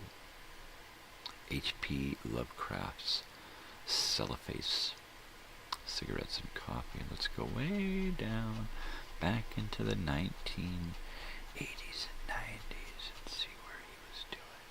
Simon and Simon, Werewolf, 21 Jump Street, Colors. He was in Colors. That was a great movie, right? Sean Penn and Robert Duvall. Wow, I love that one. He was in Night Court, MacGyver, Night of the Living Dead. That's right, he was in that. Oh, that was brilliant. He was great in that one. The remake of Night of the Living Dead, 1990. Voodoo Dawn, Jake and the Fat Man, 3 episodes. Next Generation, 3 episodes. Sunset Heat, Candyman, The Crow, X-Files, Augustus Cole, right. Candyman, Farewell to the Flesh. He did the Black Fox movies with Christopher Reeves, right? That was great. He did like 4 Black Fox movies with Christopher Reeves. That was great. I like that. Deep Space Nine, 2 episodes.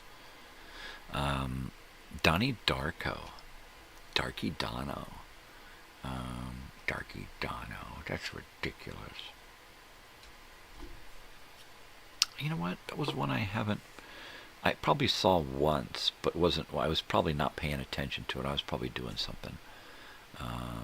So I don't remember it too well. Darky Dono. Book 'em, Dono. Yeah. Totally.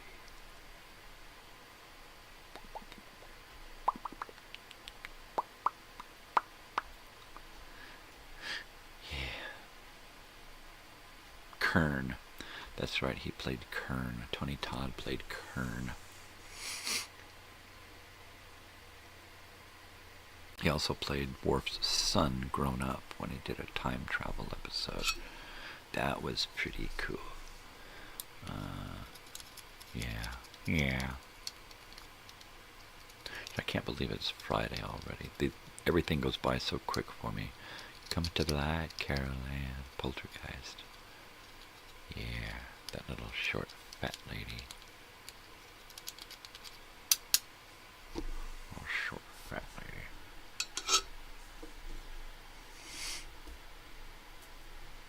Everything's just going by so damn quick. I sleep in a split shift, so I get a couple hours sleep at night, and then I gotta go lie down and during the day and take a nap. So I get like a small portion of my day in the morning doing this and having breakfast, and then it's pretty much go lay down, right? And then if I'm not too exhausted, I try to get up after 2 hours. Sometimes I'm down for 4 hours. Come to think of it, yesterday I think I was down closer to 6 hours, because I went down about 8:30 and got up around 4:30. I will not say that word even once, because then I'm obligated to pay the royalties, and I will not do it. That's like singing Happy Birthday. I'm not going to do it. Nope. You got some guy knocking at your door saying, all right, we're going to have to charge you copyright infringement on that. My show will get canceled if I say it 3 times. So there you go. There you go. Say it once and you're just advertising the movie. Say it 3 times and it's copyright infringement, man. It's horrible. It's horrible. It's fucking horrible. It's just bloody hell. Bloody hell, sir.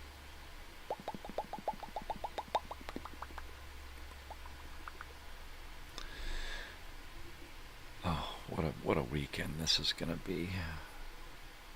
I have to try to get up with enough energy to get up and do something and help out somehow, because I'm just useless. I am. It's because I don't eat enough, so I never have any energy. Really. My body just goes into fat storing mode, and I don't get any real energy. So, ultimate goal, right? Keep those teeth in all day long and wear them and eat 3 times a day. 3 is the magic number. It is. It is. That I know. That no whammy, no whammy, no whammy. Everybody knows you have to do it in 3s. Celebrities die in 3s. When there's 3 groups of 3s that die right away, all within a specific amount of time, that's crazy, right? Because then you're talking about niner, man. You don't want a niner, dude. It's just no way. I'm serious, dude. I know that much, man. You don't want a niner, because that's 3 3s, man. This is no way, man.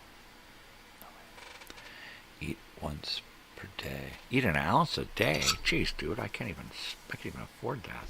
Can't even afford an ounce a week. Eat once a day. No, that's the way I'm at now. I eat once a day. I eat a little bit of breakfast, hot cereal, And then I eat one major meal in the middle of the day.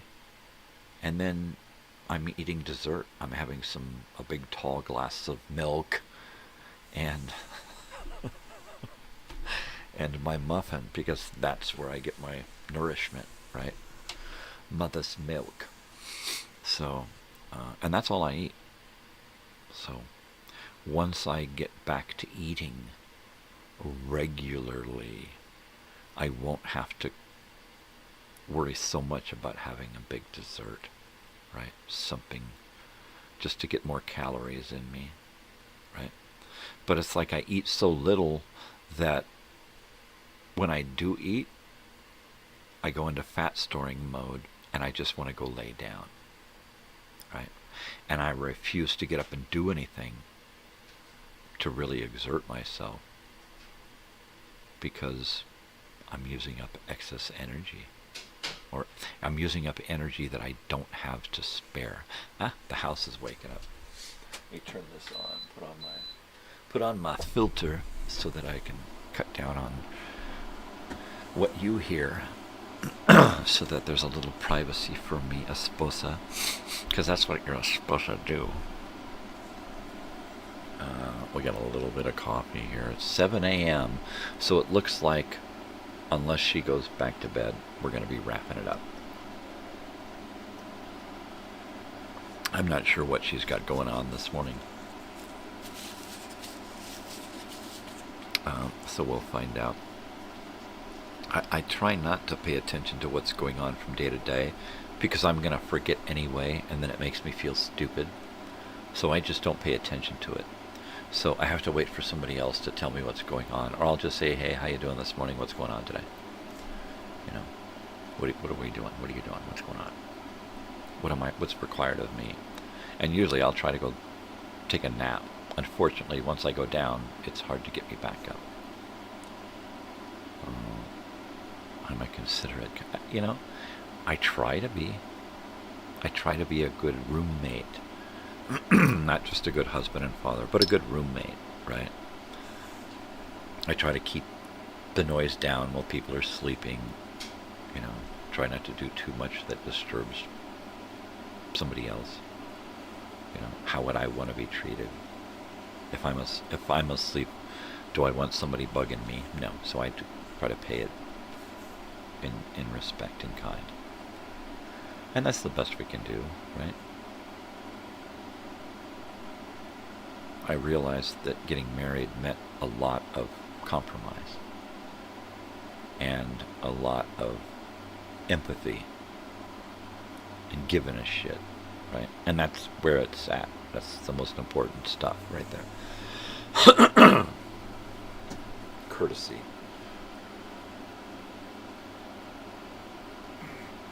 Oh, and low drama. Thank you. I like to have my voice that freaks people out, man. Yeah, you just gotta, you just gotta keep calm. That's it. Exactly.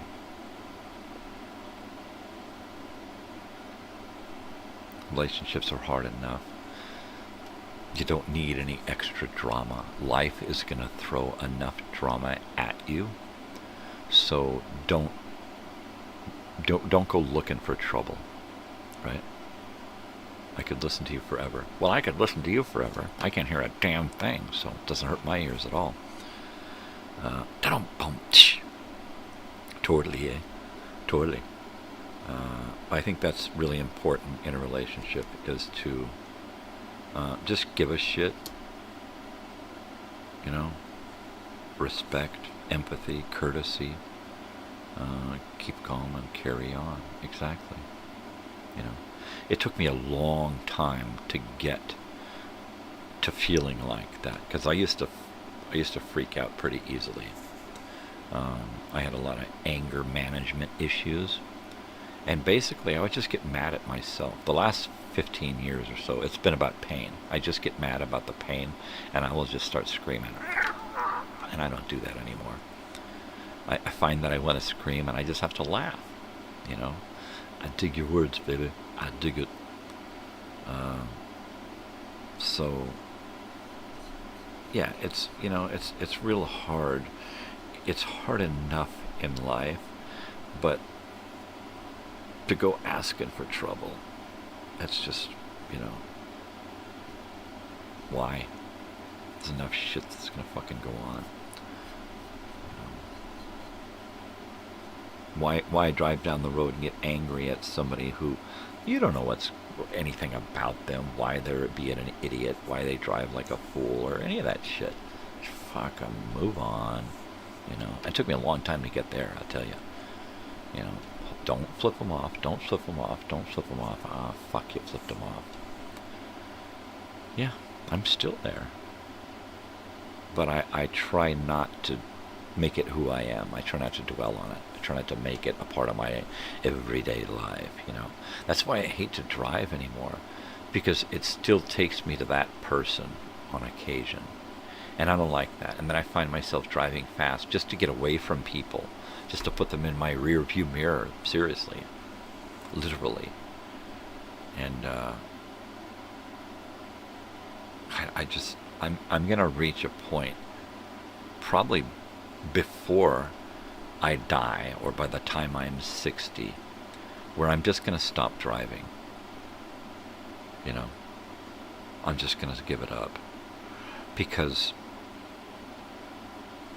I'm not always there when I'm driving, and that's scary. And then if I'm too much there, then I drive angry.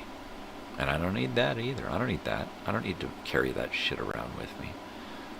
Get home pissed off because somebody cut me off. Literally almost caused an accident, cut me off.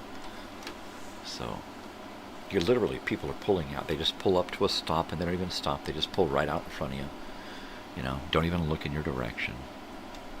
And you're slamming on your brakes, honking your horn. You pass them and they look at you like you got three heads. Like, what? Who are you? Where did you come from? Right? Open your eyes and you'd know. See? And it's real easy to get frustrated about that kind of shit. If you let it. If you let other people control your emotions. And that's the key. That's where I decided, you know what? I don't want these people to control my emotion. Right? Give up the ghost. Totally. No, man, I like the ghost. He's my friend. He comes to visit me at night. Yeah, like The Entity, right? There's a scary movie. The Entity comes to visit that girl at night and rapes her. A ghost that rapes her. That's crazy. That's a crazy movie. Afraid to go to bed. Afraid of your house. Afraid of something that ain't there. You can feel it touching you, moving your body, and doing things to you, and doing it to you. I mean, come on. That's a freaky fucking movie right there. What a way to find out that ghosts are real. Holy hell. Yeah. Unless you're a pervert and you're like, oh, this is awesome, man. I'm getting it from a ghost. And then maybe it's not a scary movie. Maybe it's a fun movie. Maybe it's like, wow, I wish this was a porno, right?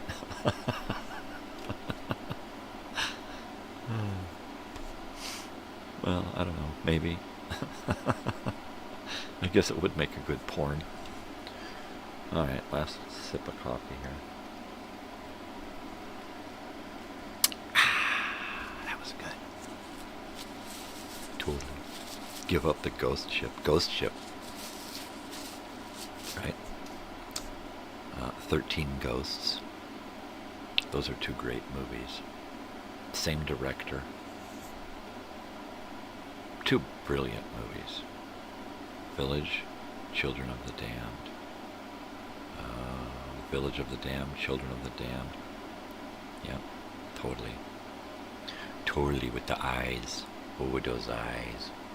Oh, there are some movies that I remember bits of from my childhood when I was really young, back in the 70s. And I can't remember any titles because, like I said before, I would watch these movies late at night and miss the beginnings because I gotta wait for my family to go to sleep. And I'd catch these movies already in progress. And eventually I'm going to have to sit and figure out a way to describe the movie to the best of my recollection, and then Google that or do an AI search or something. Those little blonde kids, yeah, those kids freaked me out. I used to freak people out because I was a little blonde kid with big eyes and I could be silent and unblinking, right? And so I used to freak out some adults. Hey Dale, tell your kid to stop staring at me. Don't worry about him. He's starting to freak me out, man. He just sits there and stares at me. And I would know it. I would use it, man. Adults were doing some crazy shit around me and to me, so I would, fuck it, if I could control an adult, I was all over it. Hell yeah. Fucking A. I ain't fucking around. Yeah, hear me now and forget about me later, because I'm telling you, I was a crazy child. I didn't have any choice, really. I was raised pretty much around a lot of weird people and treated differently than the rest of the family, my brother and sister. Really differently, right? So, ever like Alfred Hitchcock movies? Oh yeah, I watched the shit out of Alfred Hitchcock in the 70s and 80s. Totally. My wife and I just recently watched Psycho this year.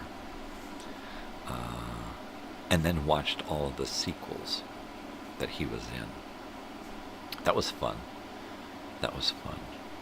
I'd like to watch the remake, right? That would be fun. I think it's a shot-for-shot remake.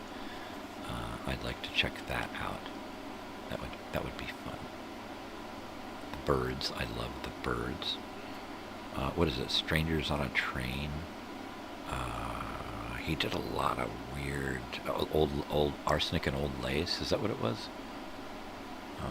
He did a lot of weird, crazy, fun old movies in black and white before he got into color. We just recently watched his last movie from 1980 something,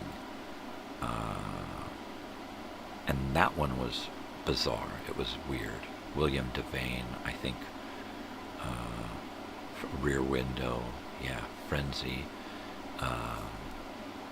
Vertigo. Oh, Vertigo is one of my favorites.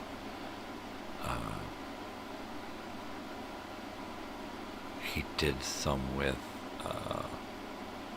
he did more with Jimmy Stewart, didn't he? Yeah, just great. The last one he did, I can't remember the name of it, but it was really weird. It was really weird. And I wasn't paying attention enough to see him walk through, because he should have been there. Should have been there somewhere. He's always popping up in his movies. I love Alfred Hitchcock movies. I love the Alfred Hitchcock show, the Alfred Hitchcock Hour. I love his choice of stories for the Hitchcock show and the Hitchcock Hour, those two. That was fun.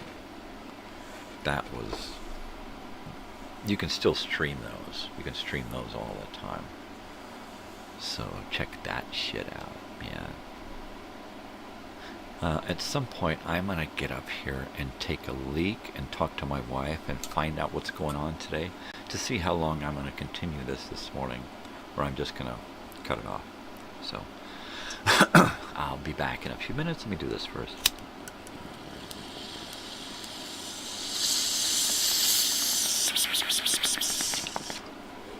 And then I will unsound.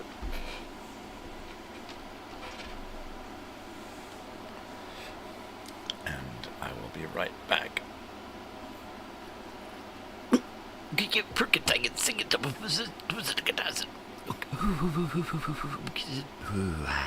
There you go. I'll be right back.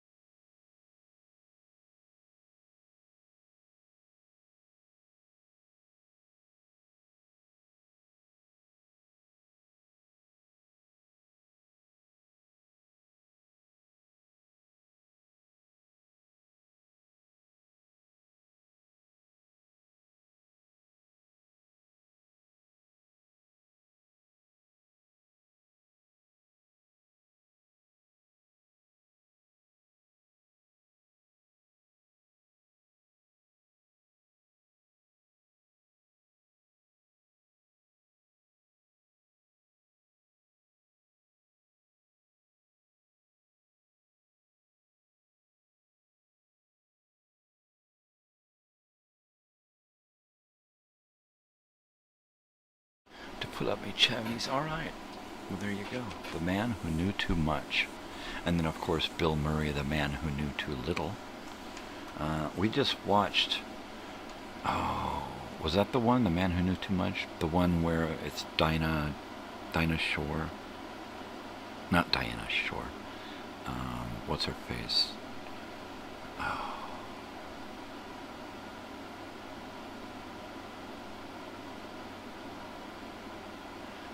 The one where she sings Que Sera Sera.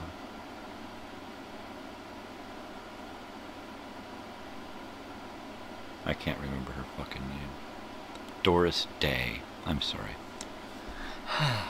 Doris Day, Jimmy Stewart, Que Sera Sera, little kid kidnapped. It's a good movie, yeah. My wife and I watched that. Another one. That was a recent. I wish I had more coffee. My wife is awake. She's in there watching TV. I said, "We got anything going on today?" She says, "No." I said, "All right, well, I'm going back to work. I'll be on YouTube for a little while longer, because I can. Because that's it.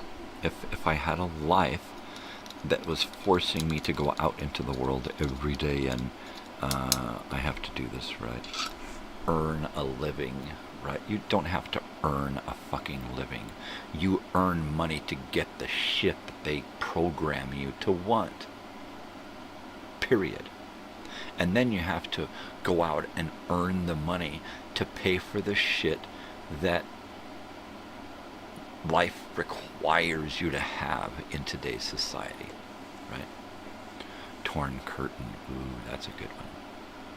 That's one that I haven't seen in ages, probably not since the 70s.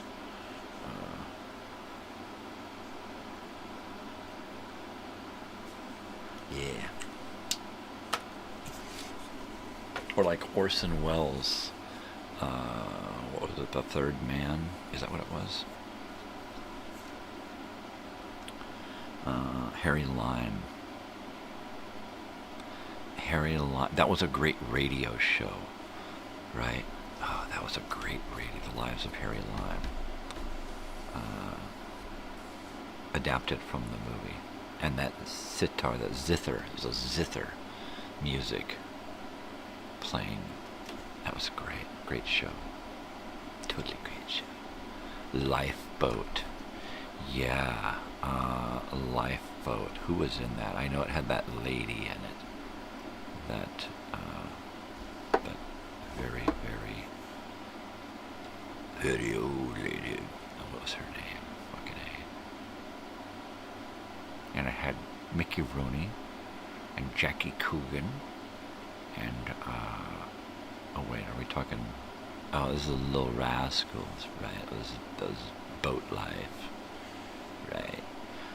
What about Laurel and Hardy? You like any Laurel and Hardy? I used to love to watch Laurel and Hardy or listen to their stuff on LP. Yeah, I'm an old school movie, silence and shorts and serials and stuff from back in the day. That stuff was what?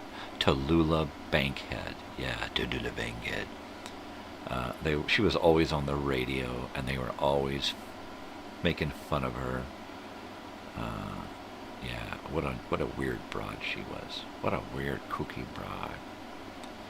But that's what they said about all the strong women back then. It's, oh, she's weird. But she was just strong, you know. She's just a tough chick, you know. Yeah, Lifeboat was kind of... Those kind of movies freak me out. When you're like forced together with strangers and you have to deal with a real life crisis. Because then you're, not only do you have to rely upon yourself, but you gotta rely upon those other fucking people. Batman, Tallulah Bankhead on Batman. Get out of the town here, clown.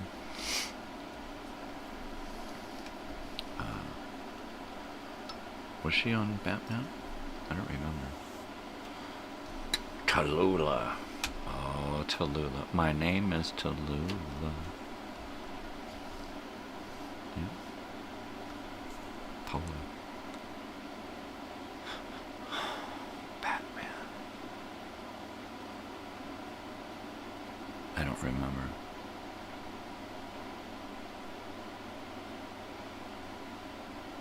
This moment of silence for Tallulah.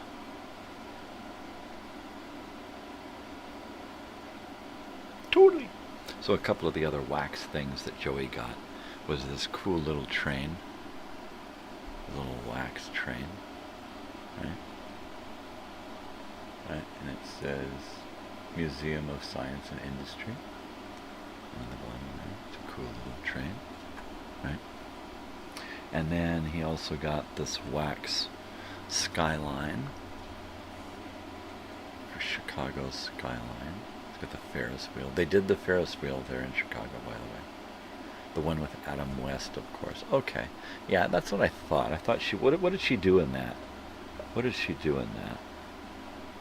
Because I know that What's-Her-Face did Catwoman, and that black girl did Catwoman, and I think there was somebody else who did Catwoman, right? But what did Tallulah do? Did she do an old crazy lady? An old crazy lady. She was old and she was crazy and she was tall and skinny and weird. Yeah. Tallulah. Tallulah.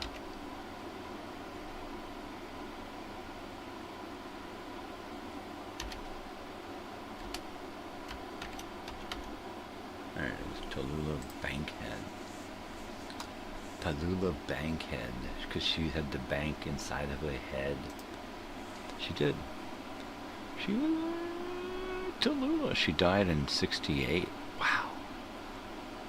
Wow. Lifeboat, The Cheat, Faithless.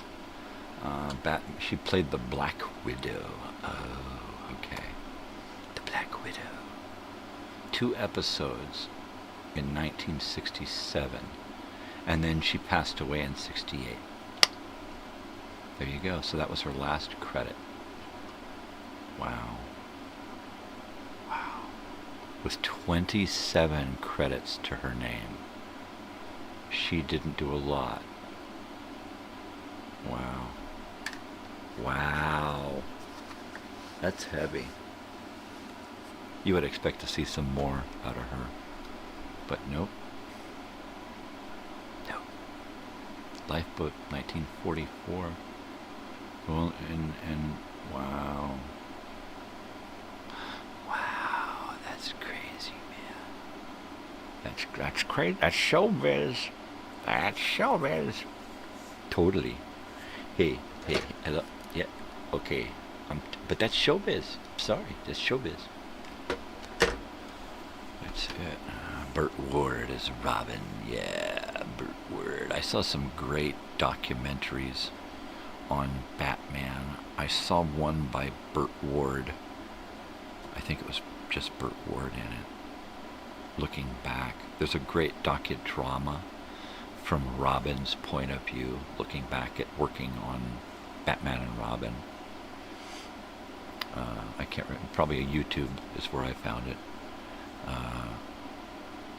But yeah, just Google Batman and Robin documentaries or docudrama or biopic. There's some crazy stuff out there, and the fact that Adam West did that mayor on Family Guy, right? The mayor Adam West on Family, he just played himself as a crazy guy, and he was a loon. He really, really was a kooky guy. The last 5 years of his life or so, I followed him on Facebook, and would see a lot of pictures of him doing stuff and out and living at home and just still a kook. you know, little videos and stuff of him being Adam West. Because he was, you know, in Hooper with Burt Reynolds, where he played himself shooting a movie. And he was so totally Adam West, right? You saw the Burt Ward doc. That's great. Yeah, it was fun. I saw one like that was about the monkeys, and it was kind of the same thing, where they got look-alike guys to act, and there was a lot of behind-the-scenes stuff with the monkeys. That was another great one. I heard that two people who were never going to do an autobiography or a biopic, at least not, you know, they're not going to add anything to it if it does happen, but they are not ever going to do a book or a biography or anything like that. Mick Jagger and Robert Plant, who just happened to be going out on tour together soon, right? But Mick Jagger, he was advanced a bunch of money to write an autobiography, and he started writing and quickly realized, first of all, he didn't want to revisit a lot of that shit. It was too crazy. And second of all, he had so much that involved other people. How do you protect those other people, right? So he's just like, he gave the money back and said, fuck it, I can't do it. We're gonna sue you. Fuck it, sue me. It's my life, you can't have it. Head. That's a movie that I just recently stuck onto my little hard drive here. And probably, I'm hoping, over the holidays, my wife and I will get some time to just sit and thumb through a bunch of movies and just watch some great stuff, right? A new Halloween or new holiday movie, you know. Let's watch Head for Halloween, see what does it. Sure, totally. I can't believe I got to get done here, and I've got to edit that thing and get that rolling, that video time machine, because I've only got so many hours to edit it. Save it takes 3 hours to save it, and then it takes 3 hours to upload it, and I have to have it uploaded by 5 o'clock this evening. So I'm already underneath the 12-hour mark, and it takes 6 hours to do what I need to do. So I got to get off the dime and get rolling and stuff eventually. Keith Richards' book Life is amazing. Oh, see, that sounds great. I like a good autobiography, as long as it's written by him. Even if it's got like a ghost writer to help, that's fine. But yeah, Keith Richards, Life cereal, yeah. Hey, Mikey, he likes it. Totally. I keep wanting to reach for my cup of coffee, but there's just nothing there. There's nothing there. Can't do it. Not gonna do it. Can't. It's alright. I've had enough. I've had enough. I got one last bong hit here that I've kind of been await. That's great. That's great. It's nice when you can get the autobiography and get the audio version and they actually read it themselves, right? I'm going to look for an audio version of The Boys, the autobiography of Ron Howard and Clint Howard, the Howard brothers, because it's a great story, and if I could get them reading it and interrupting each other with their little anecdotes and stuff, that would be fantastic. I'd love that, right?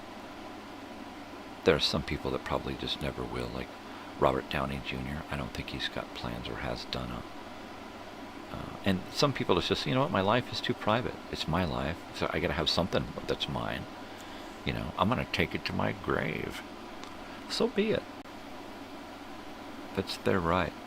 We lose. They lose in that when they're gone, gone. If they're gone and we have all of these movies and music and stuff, documentaries, and your story, then we know you, and then we can remember you the way you want us to remember forever. Otherwise, we just have to kind of pick and choose how we want to remember someone. But when we get a true autobiography, then we can feel like we have some closure with that person. Even if they're still around, we know they're going to be remembered this way. Better to be remembered, right? If you put old interviews to paper, it sounds like him. If you put old interviews to paper, totally. Yeah.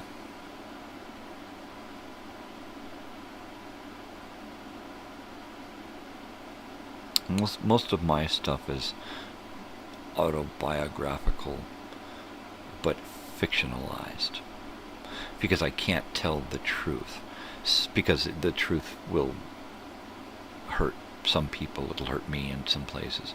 So what I do is I use the truth I create a fictional story and then use the truth as the background, so that I only have to use the truths that I want to use.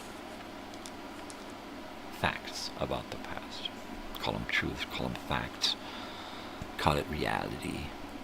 But when you start interjecting reality into fiction, you don't really know where the line is. And that's what creates a great fictional story, is having enough reality there so that you believe the stuff that you wouldn't normally believe, right? Or fictional in that I take stories that are real and my past life and stories that are real and engage them so that now those two worlds are merged and become kind of one story, right?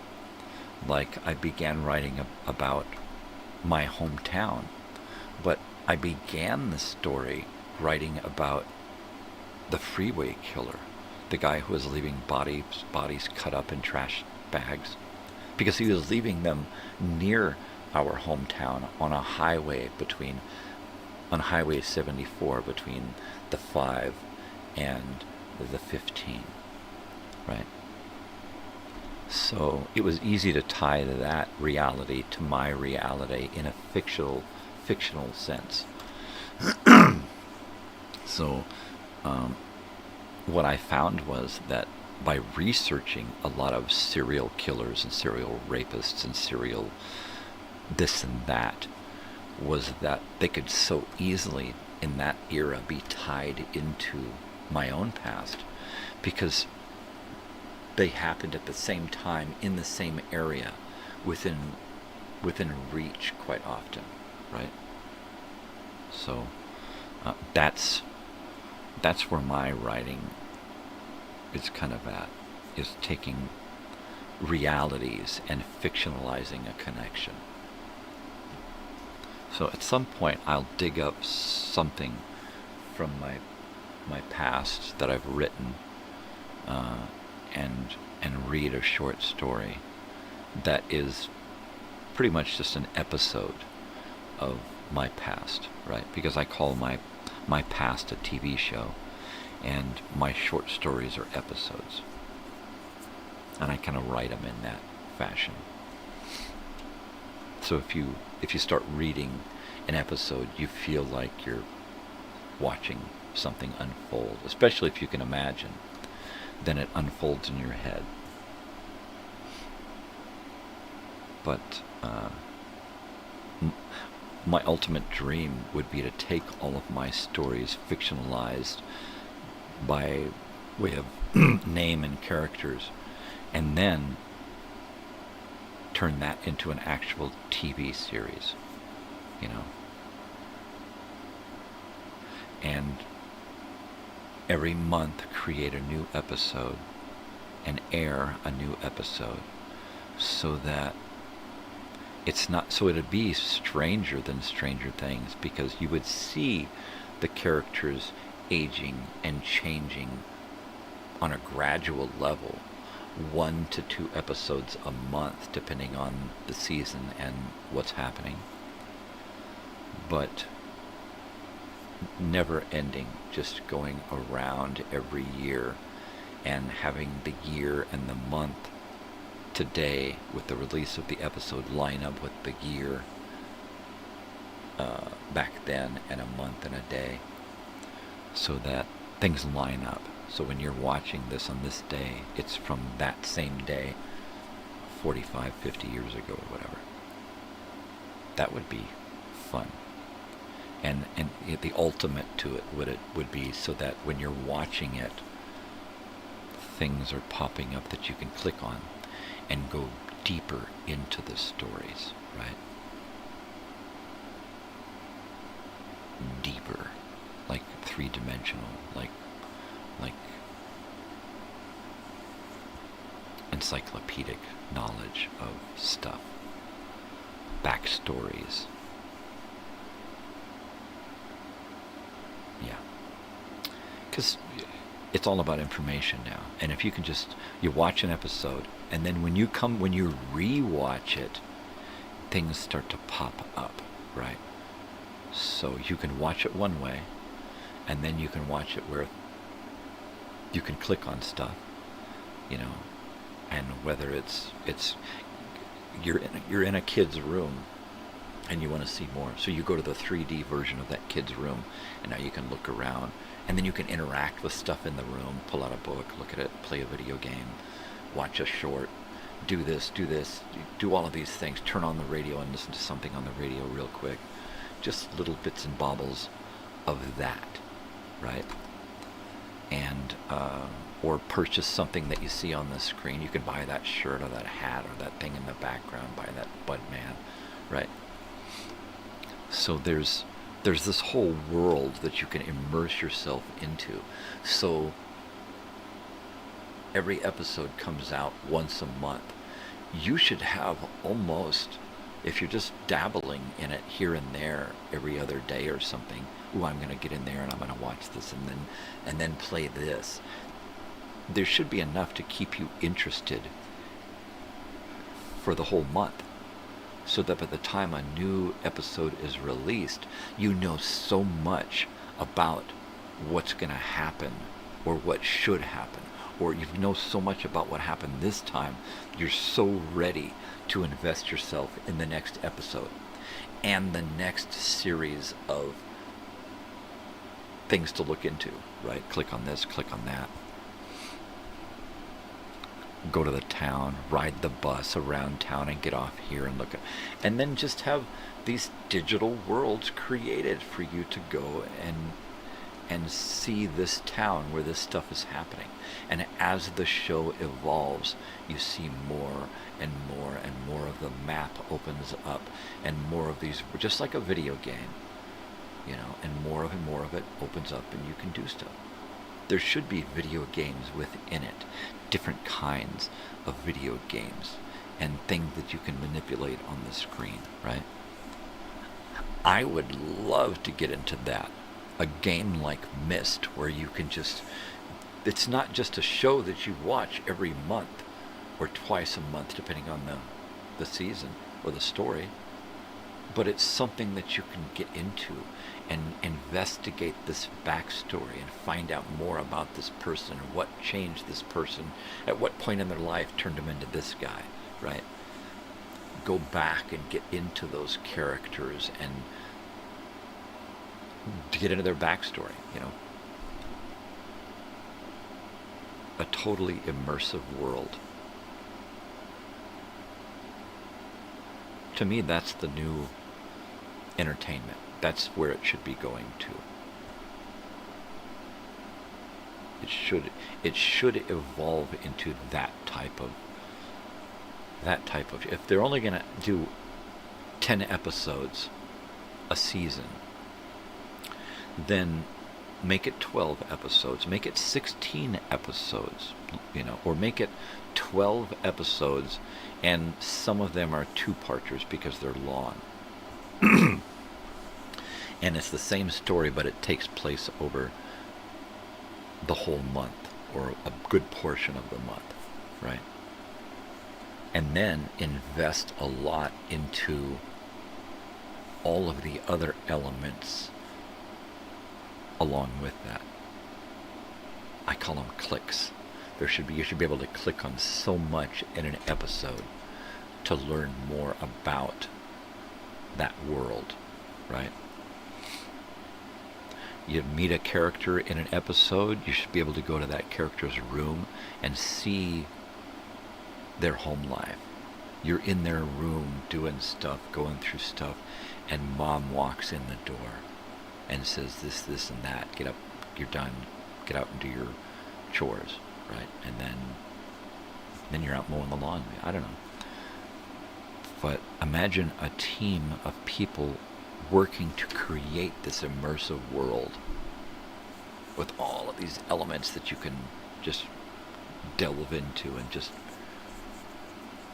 bury yourself in, right? Man, like a video game. And you can play it like a video game. And there's portions that are so video game-like. Actual video games. You go into a kid's room, you sit down, you turn on his TV, his console, you pick up the controller, and now you're controlling the video game. And now you can play Tetris. Play a game of Tetris. Different every time because it's the actual game. And then you go on to something else. Maybe you can go into that room and just sit and play Tetris over and over and over and over again. Or whatever the game is, right?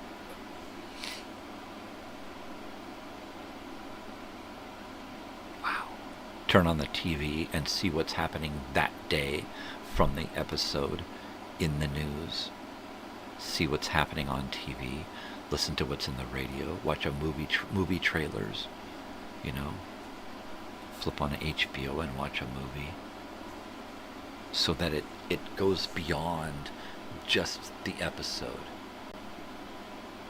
Every episode gives you links to immerse yourself more and more and more into that world, so eventually there's a fine line between reality and the show and its reality. Because while most of it will be rooted in reality, you won't know where the fiction and the fact, you just won't be able to tell reality from fantasy.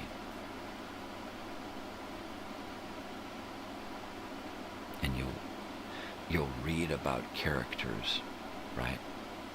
And find out they could be the one, right? Maybe this is the guy. Maybe he's the one that shows up in the 90s or the late 80s and does his thing. Because the show is going to be all about the 70s and 80s and a little bit of the 90s to kind of show how things evolved over 20 years, right?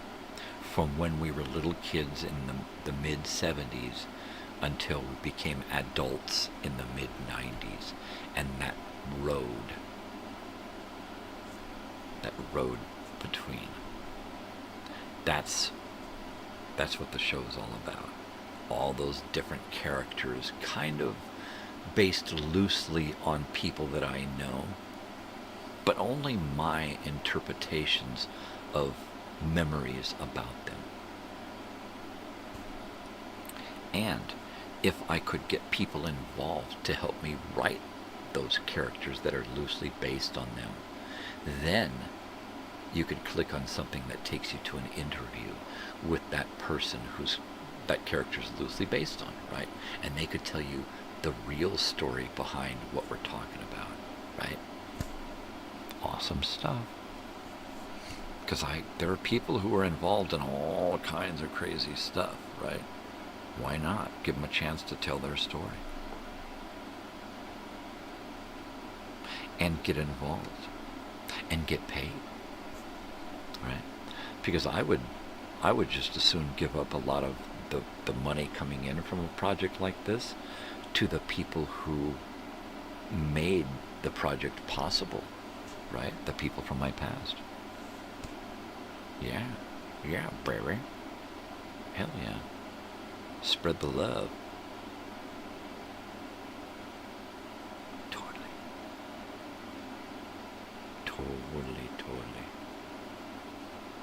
And not so totally. So we've got less than 15 minutes left on this morning's show, and it's a 3-hour show this morning because I got the time, I got the music in me, I'm here, I'm weird, get used to it. Next week we're going to begin Halloween month in earnest, and we're going to get spooky. I'm still trying to figure out what I'm going to do for a costume, because on Halloween I'm going to do a show, and a morning show for sure.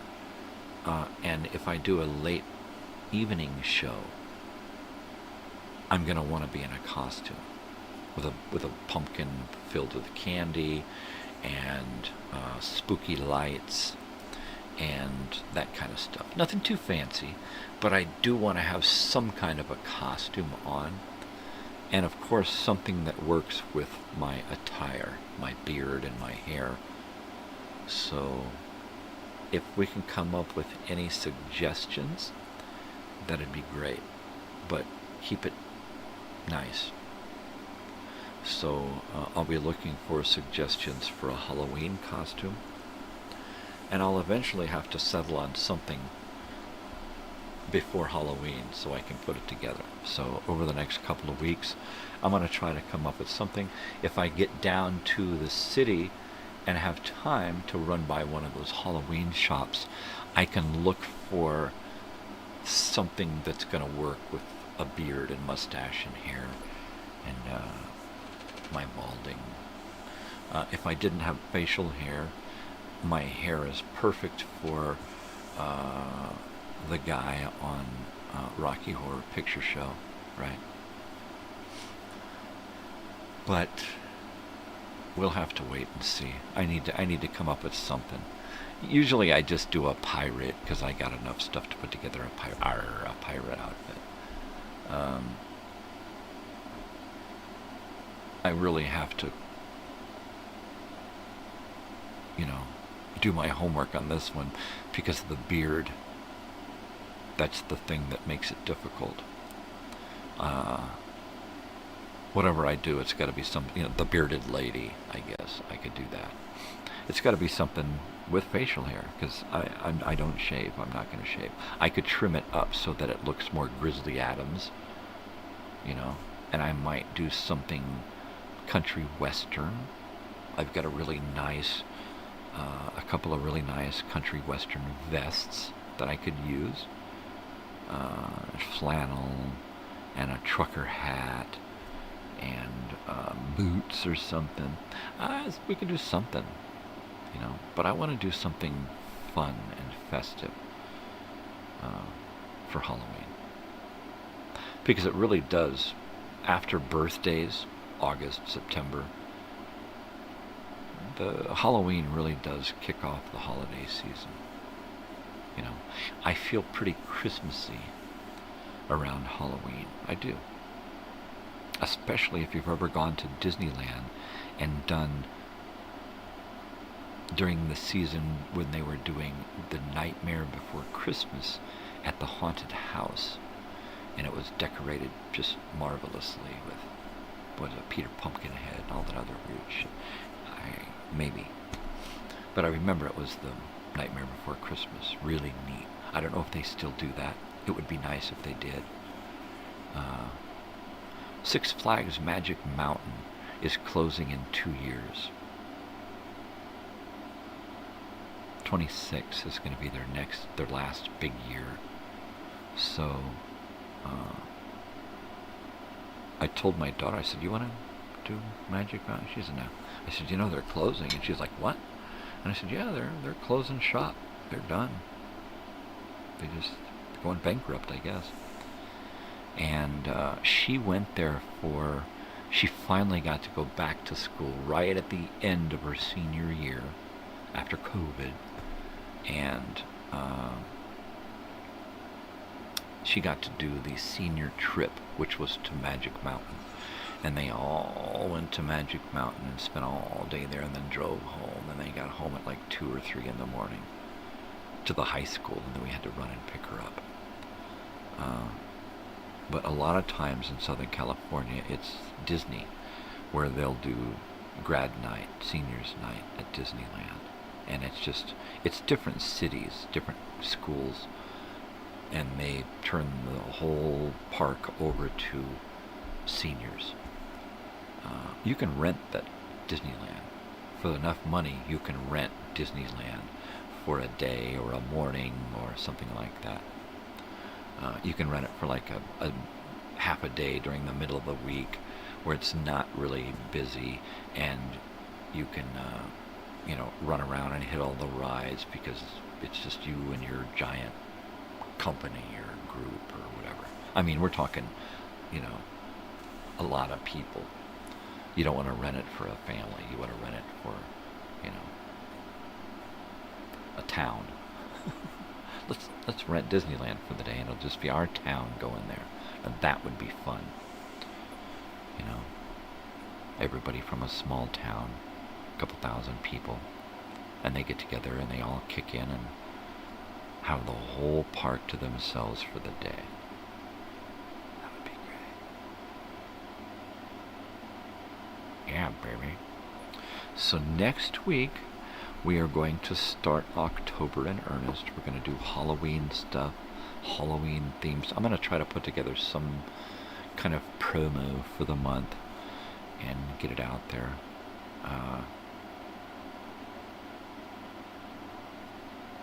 I keep thinking that eventually I'm going to get back to doing Minecrafting, but it's like it's going to have to be on a day when I can get my daughter to sit down with me for an hour and figure it out again and get things started back up. And then I can come back and do that, because I really, really, really want to. And I just may come back with a new season, which is fine. That's totally fine.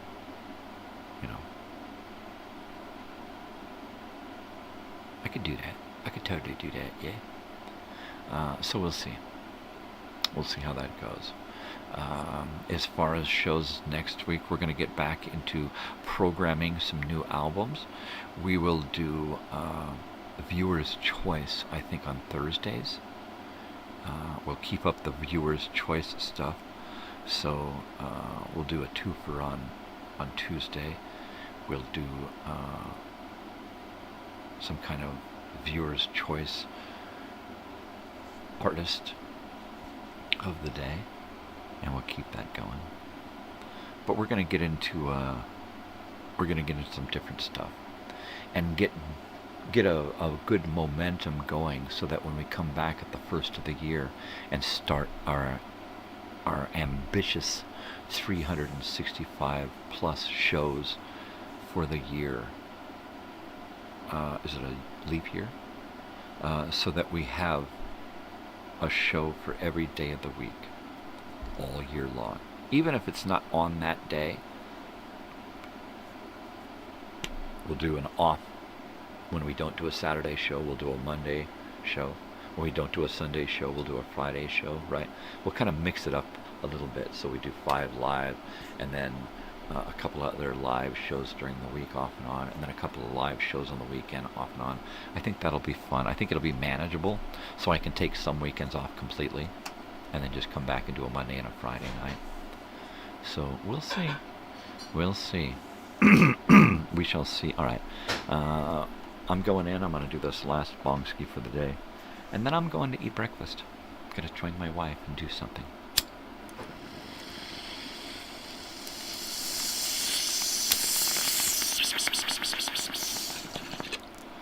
Maybe go do some shopping while it's early. That might be fun. I gotta shop for beef stroganoff, because I'm gonna do that this weekend. Alright. All right, all right, all right. Okay, so I'm going to get done here and put together the video time machine and get that dealt with. And then, no more and then. And then, no more and then. I will save it out and get it uploaded hopefully by 5 o'clock this evening. So, fingers crossed, no whammy, no whammy, no whammy.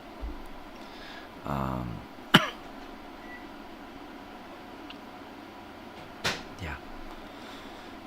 Hopefully I'll have the energy this weekend to do the things I'm required to do, along with the things I require of myself. So, fingers crossed, baby. Next week we'll have a couple of more TV guides. I've got 6 more here. 2, 4, 6. I've got 8 more to get through this month. For the month of October and into November. I haven't even looked at November yet, so there's probably a shitload there. We're getting into the holiday season, so that's when the TV guides get real fun. You can see all kinds of stuff going on. Alright, it's been a wonderful 3 hours.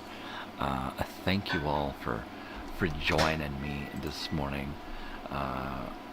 The little woman is teasing me in the kitchen. I'm getting hungry. I need my cereal. So I'm going to go do that. Join me next week, all week long. It's going to be different stuff every day as we start to enjoy the month of Halloween. The month will end with the culmination of hopefully 2 live shows on Halloween day and Halloween night. So, yeah, I want to do something scary. Maybe I'll read some stories, show some scary stuff, do some how to do your makeup stuff, right? How to decorate the house for Halloween, all kinds of stuff. Cooking for Halloween, that's a good one, right? All right, people, you know what to do. Take care of yourselves, take care of each other, spread peace and love, not bullshit, right?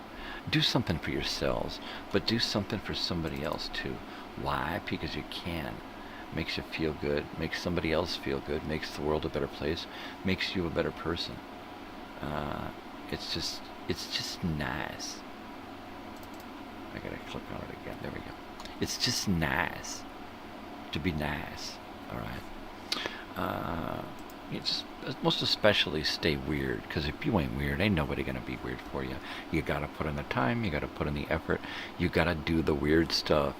Love you guys. Thanks for joining me, WW, Joey, and all you wallflowers. I will see you on the flip-flop. I will see you Monday, the flippity flip-flop, and we'll have a show. We'll have us a rootin' tootin' time.